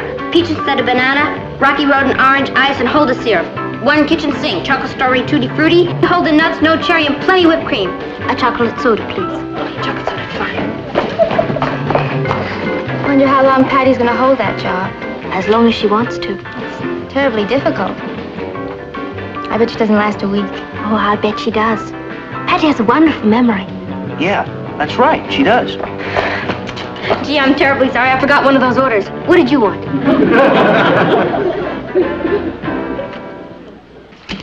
40, 41, 42, 43, 44, 45, 45, 50.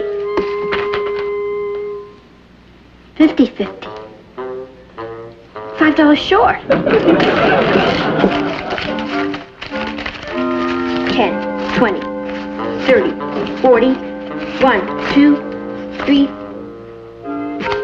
4, 5.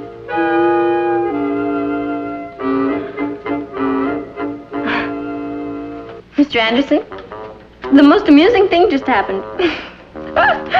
I was just checking the cash receipts, and I found I was $5 short. Oh, what do you do in a case like that? Fire someone, that's what you do in a case. Did you finish checking out your receipts, Patty? Yes, Mr. Anderson. Did it check out all right?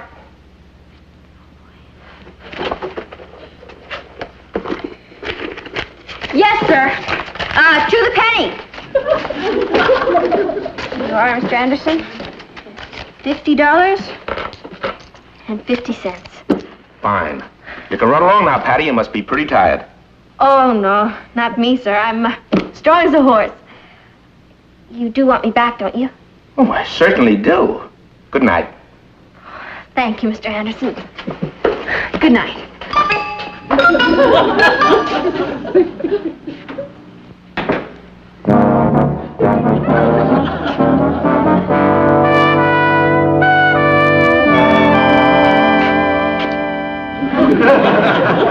Hello, Patty. Hi, Papa. What happened to you? I got a job. You didn't. I told you you'd be shocked. I'm working every day after school and all day Saturday. I think that's wonderful. Where are you working? At the shake shop. How'd all this come about? I heard about a vacancy. I applied for it. I got it. Bene, vide, vici. I came. I saw. I conquered. Thanks. How much do you get paid? $15 a week. And all the blisters I can raise. She gets to eat all the ice cream she wants. Boy, I'd work for nothing. Papa, speaking of working for nothing, could I have a little loan from you? Well, now that you're part of this country's labor force, I guess you're a pretty good financial risk. How much would you like? $5. Thanks, Papa. I'll give it back to you on payday. Oh, and, since I'm practically earning my own living now, I won't be needing my allowance anymore. Can I have her allowance? May I have her allowance?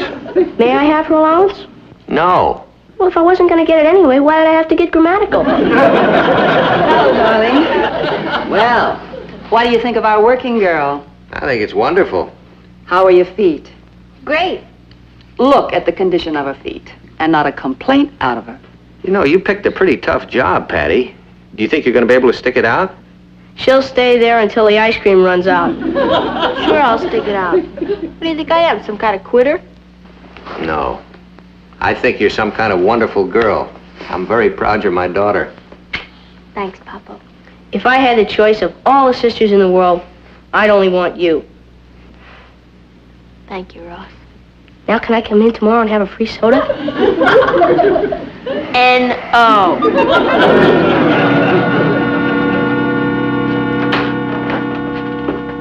Hi, Ross. Hi, Richard. Is the queen of the ice cream parlor home? Yeah, she's home. You know, she refused to give me a free soda. My own sister. Oh, you can afford to buy one. It isn't the same thing. There's something about a free soda. Mike, hi, everybody. Oh, good evening, Richard. Hello, Richard. You all set for the strike and spare bit? I assume that means you're going bowling. Bowling. Mm-hmm. What's the matter with you? Nothing. I'm ready. Let's go bowling. She all right? Patty's had a very hard day, Richard. You mean she's knocked out from those few hours she worked in the shake shop? Are we going bowling or not? Mm-hmm. Right away. She's gonna be the life of the party. Richard, I think it would be better if Patty didn't go. I'm sure she'll feel fine tomorrow. Tomorrow. Come on, Patty. I'll help you.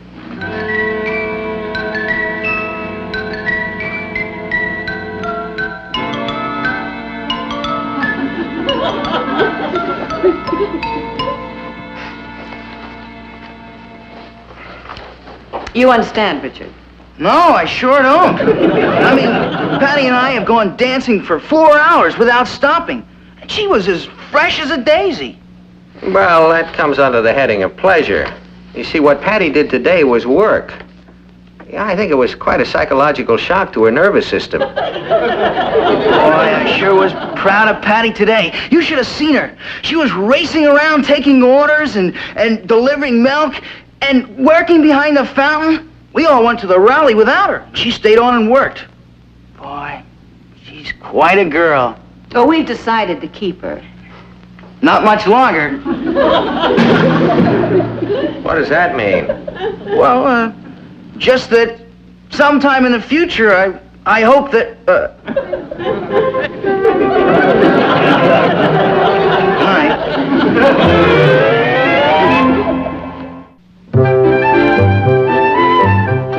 Drink your milk. Boy, I'd like to get my hands on whoever invented cows. Morning. Morning. Where are the girls? Kathy's already had her breakfast. Patty's still asleep. At this hour? Wasn't she feeling well? She's just tired. She's been carrying trays in her sleep all night. I have to get accustomed to the idea of Patty's being a working girl. Don't get too used to it. She won't last that long. Patty may surprise you. She's already surprised me. She isn't going to give me a free soda. I bragged to all the kids at school that my sister's working at the shake shop. I'm a laughingstock among the younger generation. A thing like this could give me a traumatic experience. Whatever that means. That means you've been watching too many doctor movies on The Late Show. If I watch just one more, I'll bet I could be a brain surgeon. Scalpel. Suture. Natalie. Don't look at me. He knows he's not supposed to watch the show. Then why do you watch them, Ross? Because they're there. Well, I don't mind them being there. Just make sure you're not. Yes, sir. Well, there goes a whole career down the drain. Patty, get up. Desire, pieces instead of banana. Oh, hold the flame. Patty.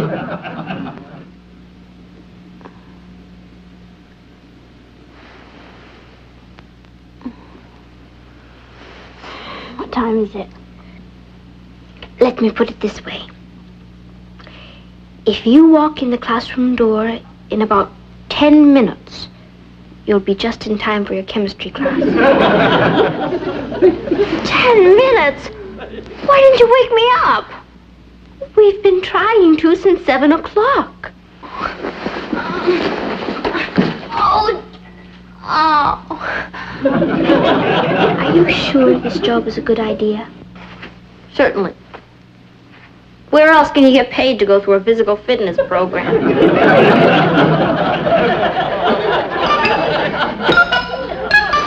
Hi, I'm sorry it took so long. Come on, 3 more.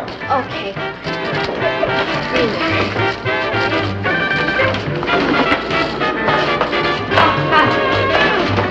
Oh, I got you soda. Yours.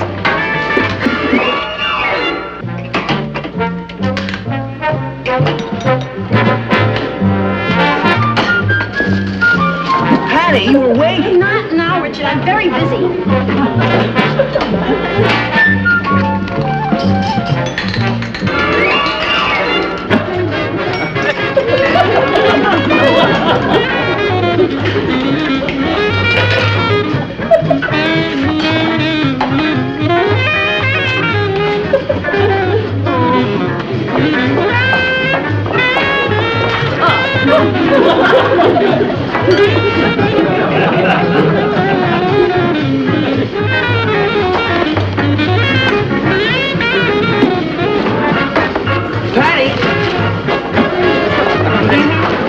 Patty, we're hungry. Sorry, I'm doing the best I can. They'll be ready in a second. Excuse me.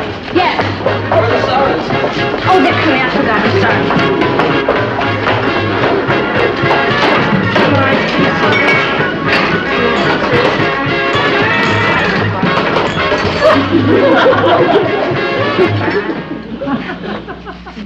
$5, 36, 37 and a quarter.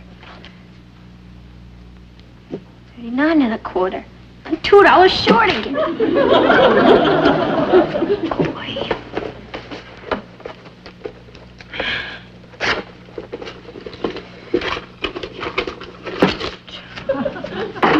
Well, I'm improving. Almost through figuring your receipts, Patty? Yes, Mr. Anderson. Did it come out right? To the penny. Would you like a banana milkshake before you go? You've reached the point of no return. Point of no return? That's what I call it when I've had a new clerk long enough so I begin showing a profit again. Tomorrow is Saturday, so I'll expect you to open the store at 8 in the morning. 8 o'clock?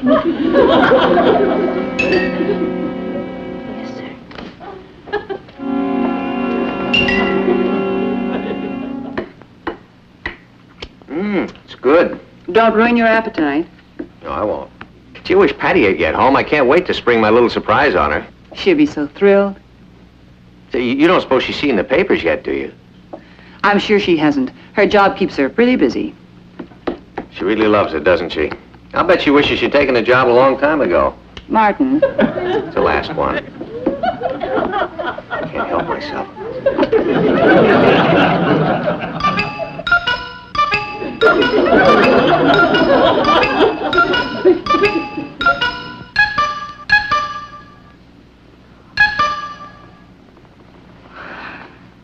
Patty, you look terrible. I feel like the inside of a milkshake. I can't keep it up any longer. Then don't. Don't worry. I won't. Do you know where I'm going to be at 8 o'clock tomorrow morning? Asleep. And I'm going to sleep right through till summer. Boy, no wonder they call them soda jerks. Well, I just handed in my resignation. Hello, darling. Hi. Well, home is the hunter, home from the hill, and the sailor home from the sea. How's our little working girl? I want to talk to you about that. Yeah. I've got something I want to read to you first. This is my editorial in today's Chronicle. In an age when teenagers are too often thought of as a group of juvenile delinquents, perhaps it's time that someone pointed out the other side of the coin. Time some tribute was paid to the hundreds of thousands of decent youngsters who are our junior citizens. Because of a few loud-mouthed, ill-mannered hooligans, we tend to forget that the great majority of teenagers are courteous, respectful young men and women, determinedly training themselves for places as leaders of tomorrow's America. This writer is as guilty as other parents intending to underestimate our children. We have a teenage daughter in our house. We watched her begin a job a few days ago, and we confess with shame that we thought it would be a passing fancy, losing out to more important things in life, such as movies, basketball, and television. We were wrong. This is our apology to her and to the rest of young America. Thank you, Papa. What to say? Oh, you don't have to say anything, honey. Actions speak louder than words. I think I'll go up and have a little rest. Excuse me. I have to be at the shake shop at 8 o'clock in the morning.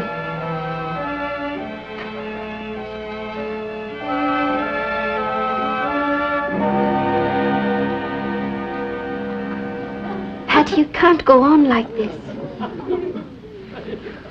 I'm hooked. If I quit, I'll let Papo down. I'm sure if you told your father what this job was doing to you, he'd understand. He'd understand I'm a quitter. I don't know how I got mixed up in this.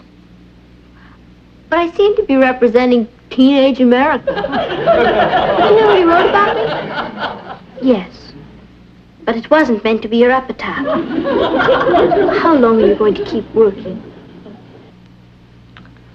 Until I'm old and stupid. I'm already stupid or I wouldn't be in this mess. Well, I see we have a new conscript. What's a conscript? Conscript is someone who's been drafted for a job. You mean kind of like a slave? Kind of. That's me. Thanks, we're almost through. Say, did Patty go out No, I think she went to bed. this early? Martin, do you think this job's too much for Patty? I have a feeling she's working too hard. Oh, I think she's having the time of her life. I worked in a drugstore when I was a kid. I had a ball. You weren't cheerleader, editor of the school paper, captain of the girls' hockey team, and mascot of the basketball team. I wasn't captain of the girls' hockey team. I think Patty's doing too much. Well, maybe she should give up some of her other activities. I think it would kill her if she had to give up her job at the shake shop. This will kill me. Do you know how much a tray full of flaming desires weighs? 10,000 pounds. Patty, would you like me to substitute for you tomorrow? Kathy! That's the greatest thing I've ever heard. No, I couldn't do that. Why not? Because it would make a phony out of Papo's editorial. I appreciate it, Kath. But I got myself into this one, and I'll have to get myself out of it.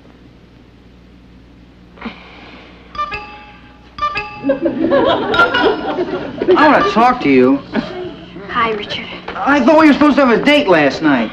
I've given all that up. Given all what up? Dating, cheerleading, school paper, and you. You're kidding. No, I decided to become a drudge. For how long? Until I'm too old to work for Mr. Anderson anymore and he throws me out. You'll have to find someone younger to go with, Richard. Well, why don't you just quit? I can't. Become an institution. Mom and Pop came into the shake shop yesterday. They just sat there, watching me. You've seen the looks on their faces. No, I'm afraid it's goodbye, Richard. Patty, why don't we... No, Richard, there's no point in discussing it. There's nothing that could... Richard, will you take me dancing tonight? Dancing? Well, you just said that... I've changed my mind. Look who's back. I'm back. Oh, George. I love you.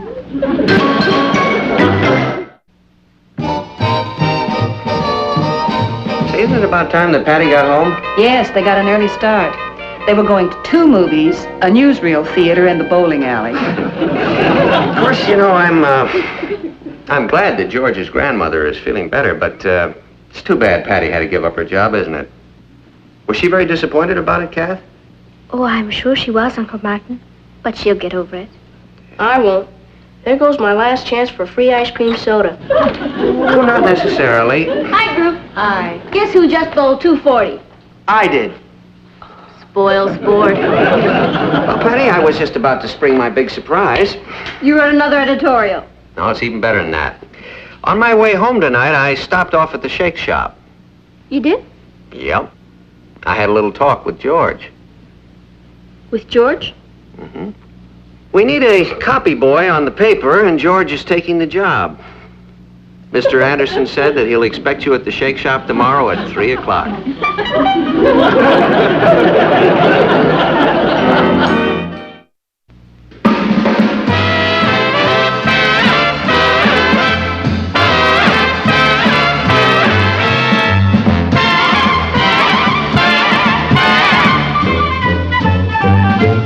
Here's Kathy, who's lived most everywhere, from Zanzibar to Berkeley Square. But Patty's only seen the sights a girl can see from Brooklyn Heights. What a crazy pair, but they're cousins, identical cousins, and you'll find they laugh alike, They walk alike, at times they even talk alike. You can lose your mind when cousins are two of a kind. Hey, I wondered where this picture album was.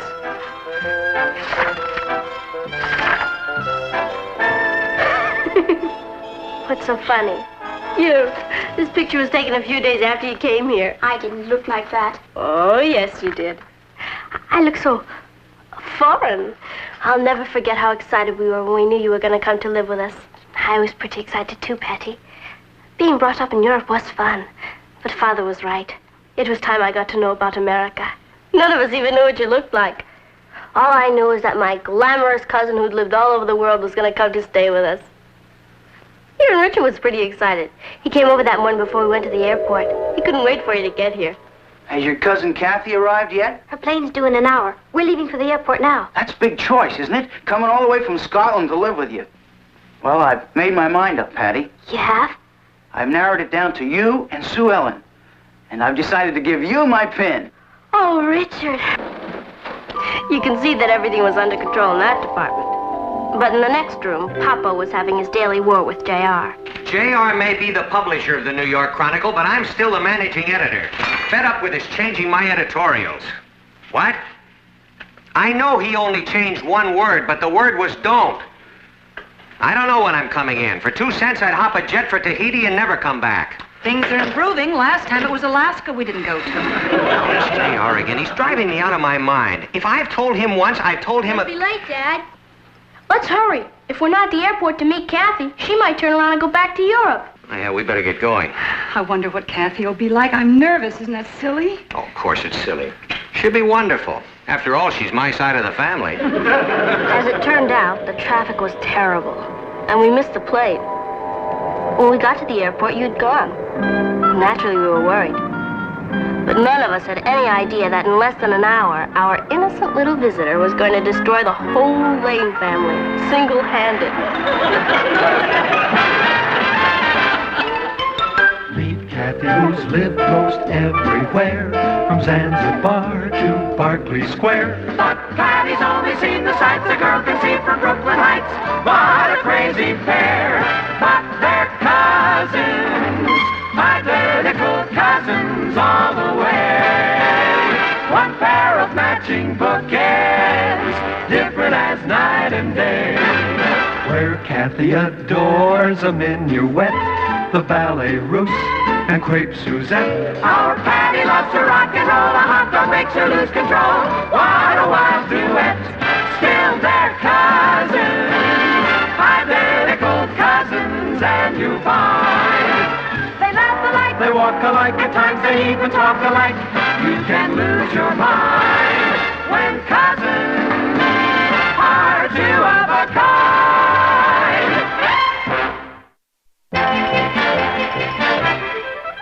Mr. Castle, I finally reached his house. The housekeeper said Mr. Lane left very early this morning for the airport. Just exactly what did Mr. Lane say when you talked to him this morning? He said that for 2 cents he'd get on a jet and never come back. But he was joking. Ah, I'm not laughing. Nobody is indispensable around here except me, Miss Gordon. Lane can be replaced. He has exactly 1 hour. Yes, Mr. Castle. We got jammed up on the expressway, and there's no sign of her here at the airport. There hasn't been any word from her at all? I haven't seen hardly heard of her. Well, she has the address. She'll probably head for the house. We'll be right home.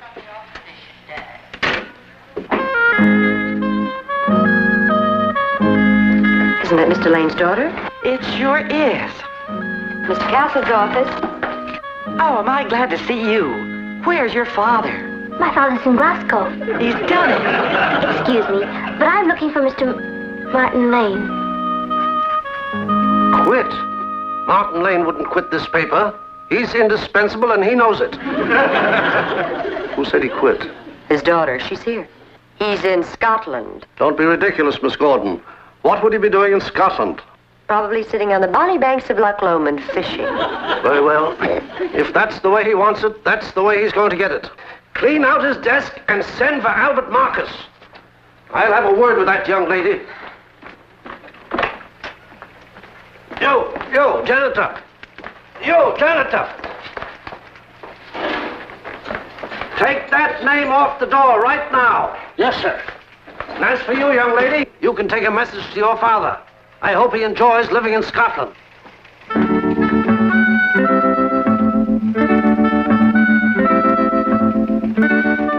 Isn't Mr. Lane employed here anymore? No. Perhaps that's why he couldn't meet me at the airport.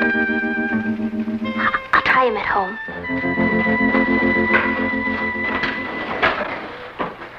Hello.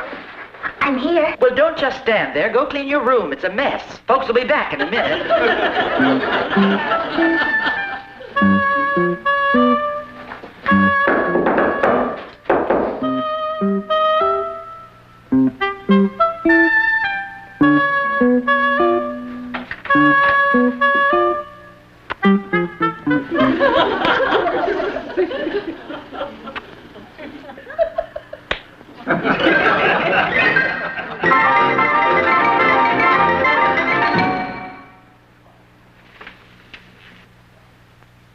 Look at the mess.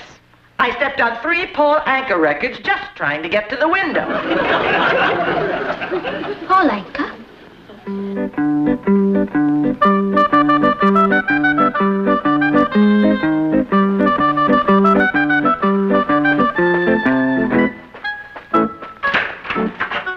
She's lost. She might have gone to the police. Maybe she did. I'll call. Come on, Ross.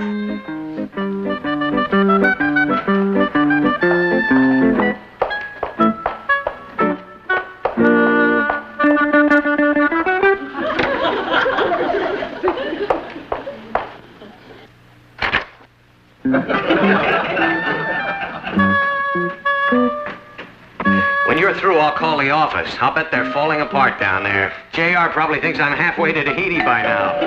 She's here. It's her. It's you. Hi, Richard. Come on in. No, thank you. I just came to give you a message from Sue Ellen. She says to tell you she is crazy about my pin. Sue Ellen? I thought he was going to pin you, dear. He'll come back when he gets hungry.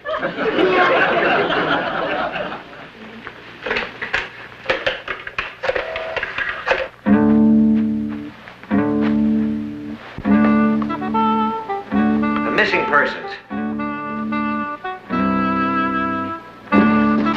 What's cooking? Mrs. McDonald's wigged out. She's flipped. She thinks I clean...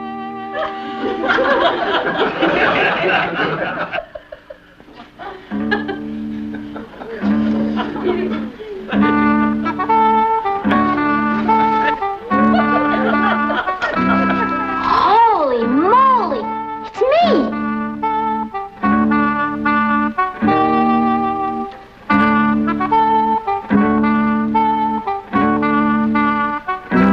By the stone of Scone. It's I. Kathy. Oh, Kathy. Welcome, Kathy. Oh, you look so much like Father. Martin, look at her. It's amazing. Why, they look exactly alike. Gee, I don't know if I can stand 2 of them. We've been so worried about you. I couldn't figure out what happened to you. Oh, I've had quite a time of it. First, I couldn't find you at the airport. And then when I arrived here, a strange boy popped his head in and kissed me. Is he yours? Well, he was. He's Sue Ellen's now. I'm so sorry. Kathy, we're so glad to have you here. Come and sit down there. You must be tired. Are you hungry? We'll make you something to eat. No, thank you, Uncle Martin. Tomorrow, I think I'll take you downtown to the office and show you around. Oh, I'd like that. What work are you in? Well, I'm managing editor of the New York Daily Chronicle. I mean, what work are you in now? I'm the managing editor of the New York Daily Chronicle.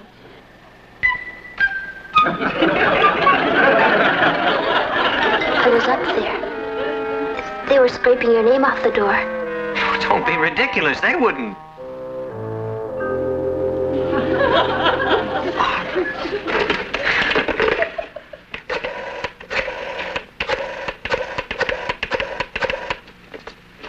New York Daily Chronicle. Hello. What's the name of your managing editor? Albert Marcus. Would you like to be connected?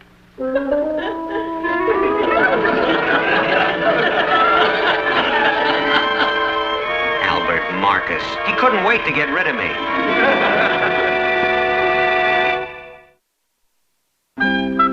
I'll never forget that day. None of us will. Papa lost his job. I lost Richard. I felt like a jinx. I was ready to turn around and go back home. I'm glad you didn't. Look at all the excitement we would have missed. I know. I guess the first time we realized the possibilities was when we tried that mirror routine. Mirror routine? Oh, yes. That was fun, wasn't it? Mm-hmm. We were pretty good, too. Even had me fooled for a while. Marcia? Okay, now, when I say go, wait a beat, then go. And go.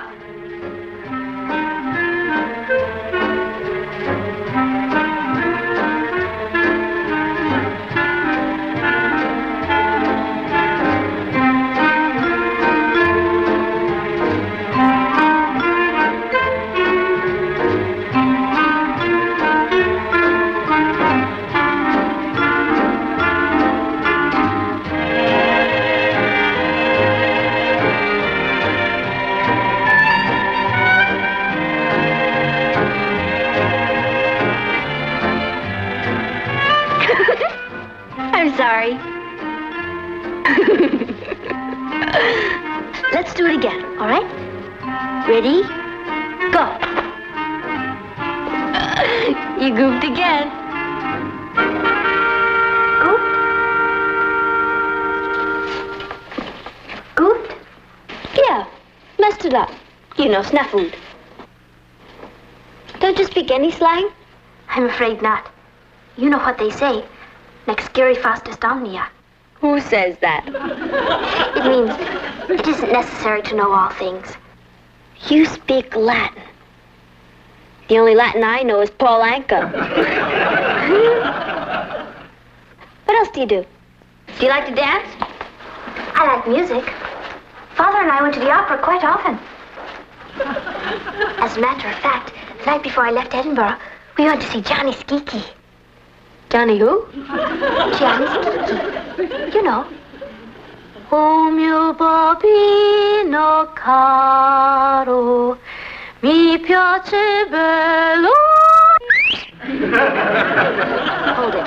You lost me way back on Bambino. I'll be there today. Give me a week and I'll have you rocking the mashed potato. How is that translated?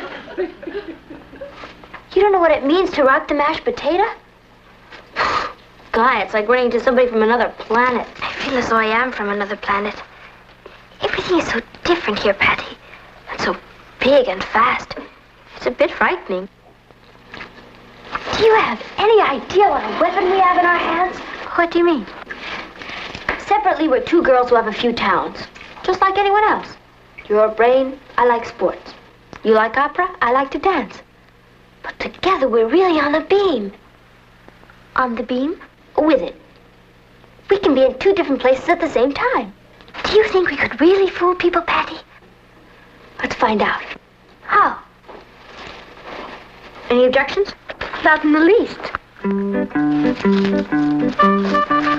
I think I will descend below and inquire how Aunt Natalie and dear Uncle Martin are getting along.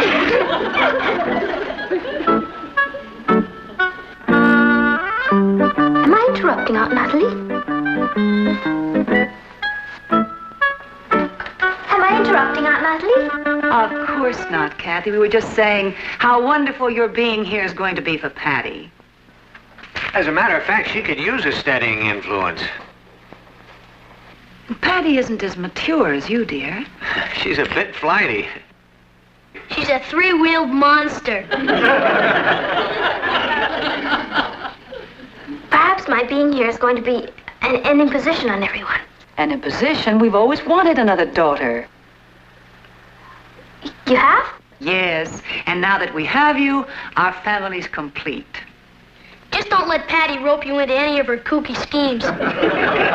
Is your room comfortable? Yes, very. Because if it isn't, why, we'll get Patty to change with you. Oh, no, I wouldn't think of it. Well, remember, this is your home now.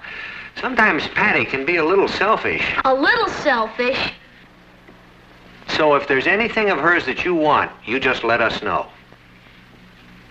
Actually, I just came down to tell you how wonderful everything is. Excuse me. I have a feeling they're going to get along just fine.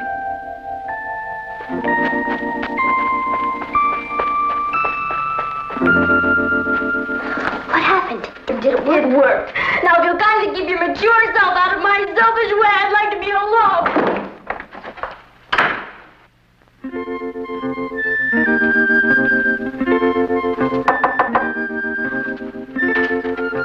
Patty?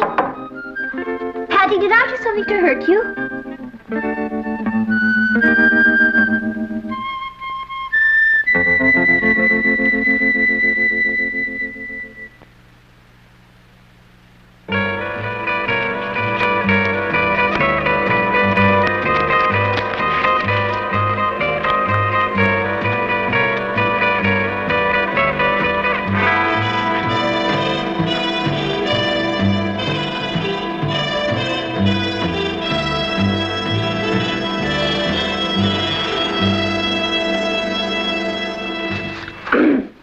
Hi, folks, what's cooking? Hi, folks, what's cooking? Must you use that slang, darling? I wish you'd try to talk a little bit more like Kathy. How are you two getting along? Swell. She was just down here. Well, yeah, we had a nice talk. I think it made an impression. What'd you talk about? You mostly. We want to do everything to make her feel at home here, Patty. We told her she's as much our daughter as you, that she can have anything she wants in this house. Including your room. You didn't. Yes, we did. We want you to be very unselfish. Your clothes should fit her nicely. Yeah. Ross, can I talk to you a second? Sure. Ross, can you stand a shock? Sure, Kathy. You knew. Certainly. Boy, you should have heard me needle Patty. Fella doesn't get a chance like that too often. Well, she hates me. I have to prove to her that I'm on her side. I'd like to help you, but that's one place I've never been. Don't know what to do. Yes, I do. Will you get Richard for me? Sure. Oh, Ross, I think I'm on the beam.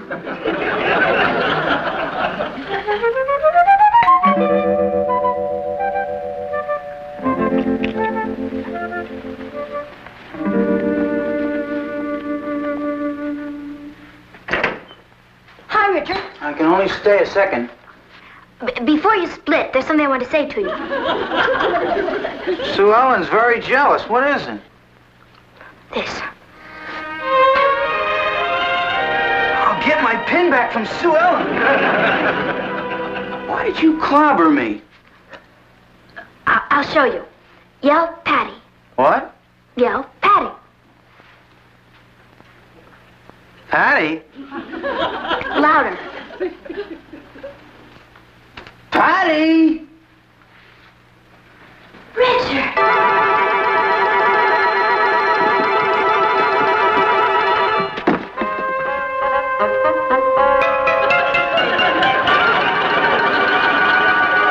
Holy cow, I've got to hear him. What are you doing here? Well, you called me. Well, she called me. Who called me? I did. He's going to get his pin back from Sue Ellen. Oh, Kathy. You're Kathy? Catherine Margaret Rowan Lane of Glasgow. Boy, are we gonna have fun. Who's we? How am I going to know who's who? You'll know.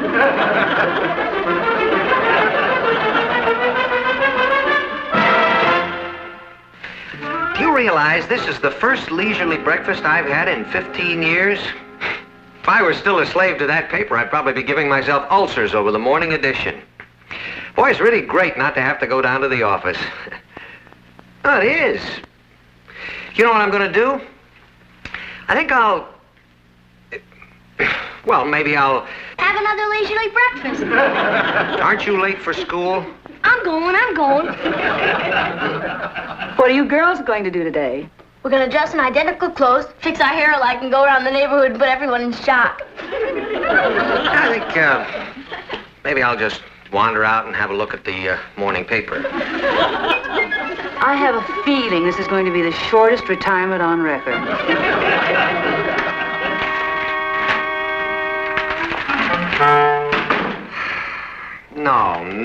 No, it's flat. Flat. It's flat. There's no flavor. There's something missing. Martin Lane. That traitor.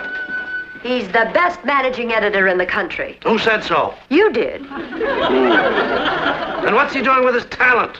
Fishing his life away in Scotland. Cable our correspondent in Glasgow right away. Tell him I want Martin Lane tracked down right now. Yes, Mr. Castle.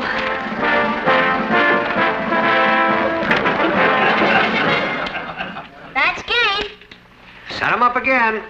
Oh, Dad, do we have to play another game? Yes. Mom. Martin, dear, why don't you call J.R.? No, sir, I'm having too much fun around here. Are we gonna spend the rest of our lives playing checkers? Maybe. It was all a misunderstanding. J.R. thought you walked out on him and his feelings were hurt. Wouldn't do any harm just to call and say hello.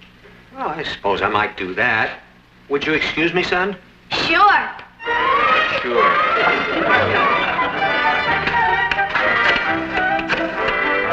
Hi, Mom. I'll bet you did put the neighborhood in shock, Patty. How do you know I'm Patty? Now, cut that out. We've had enough confusion around here. Don't worry, Dad. I can tell them apart.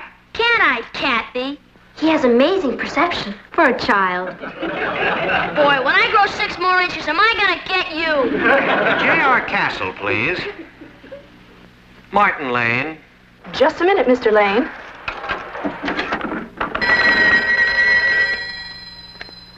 Yes. We've got Martin Lane.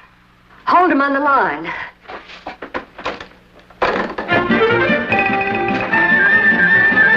We've got Martin Lane in Scotland. Hello, Martin. Can you hear me? Yes, I can hear you fine. Sorry to disturb you in the middle of the night this way. How are things over there? Like, they couldn't be better. How's everything over there? They're fine over here, too. Just fine. How long a vacation are you planning to take? Vacation? Now, just a minute. What about Albert Marcus? Well, we'll discuss that when you return from Scotland. How soon can you get back? He thinks I'm in Scotland. Well, I don't know, J.R. Beautiful country over here. The heather is in season, and All right, Martin, you can write anything you want, only just come back. That's a deal.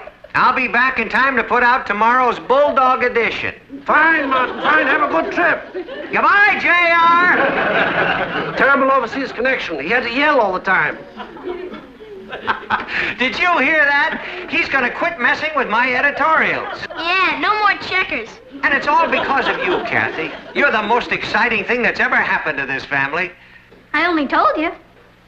So, everything turned out all right after all. Papa got his job back, I got Richard back, and you joined the family.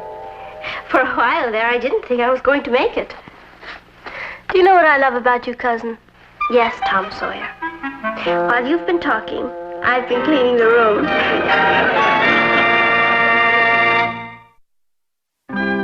You staying in this evening, Patty? Yeah, Mom. I'm gonna curl up with a good book. Mom, do you think Kathy's personality has changed since I took her over? What do you mean since you took her over? Well, since she's been living here. I think you've both probably changed a little. Remember how shy she used to be? She could never get a date. but I taught her. She's a lovely girl. Yeah. Do you know what she did for me all morning? Helped me with my homework. Do you know what she did for me all afternoon? Cleaned up our room. And do you know what she's doing for me all evening? Seeing a movie with my boyfriend, Richard. Good night.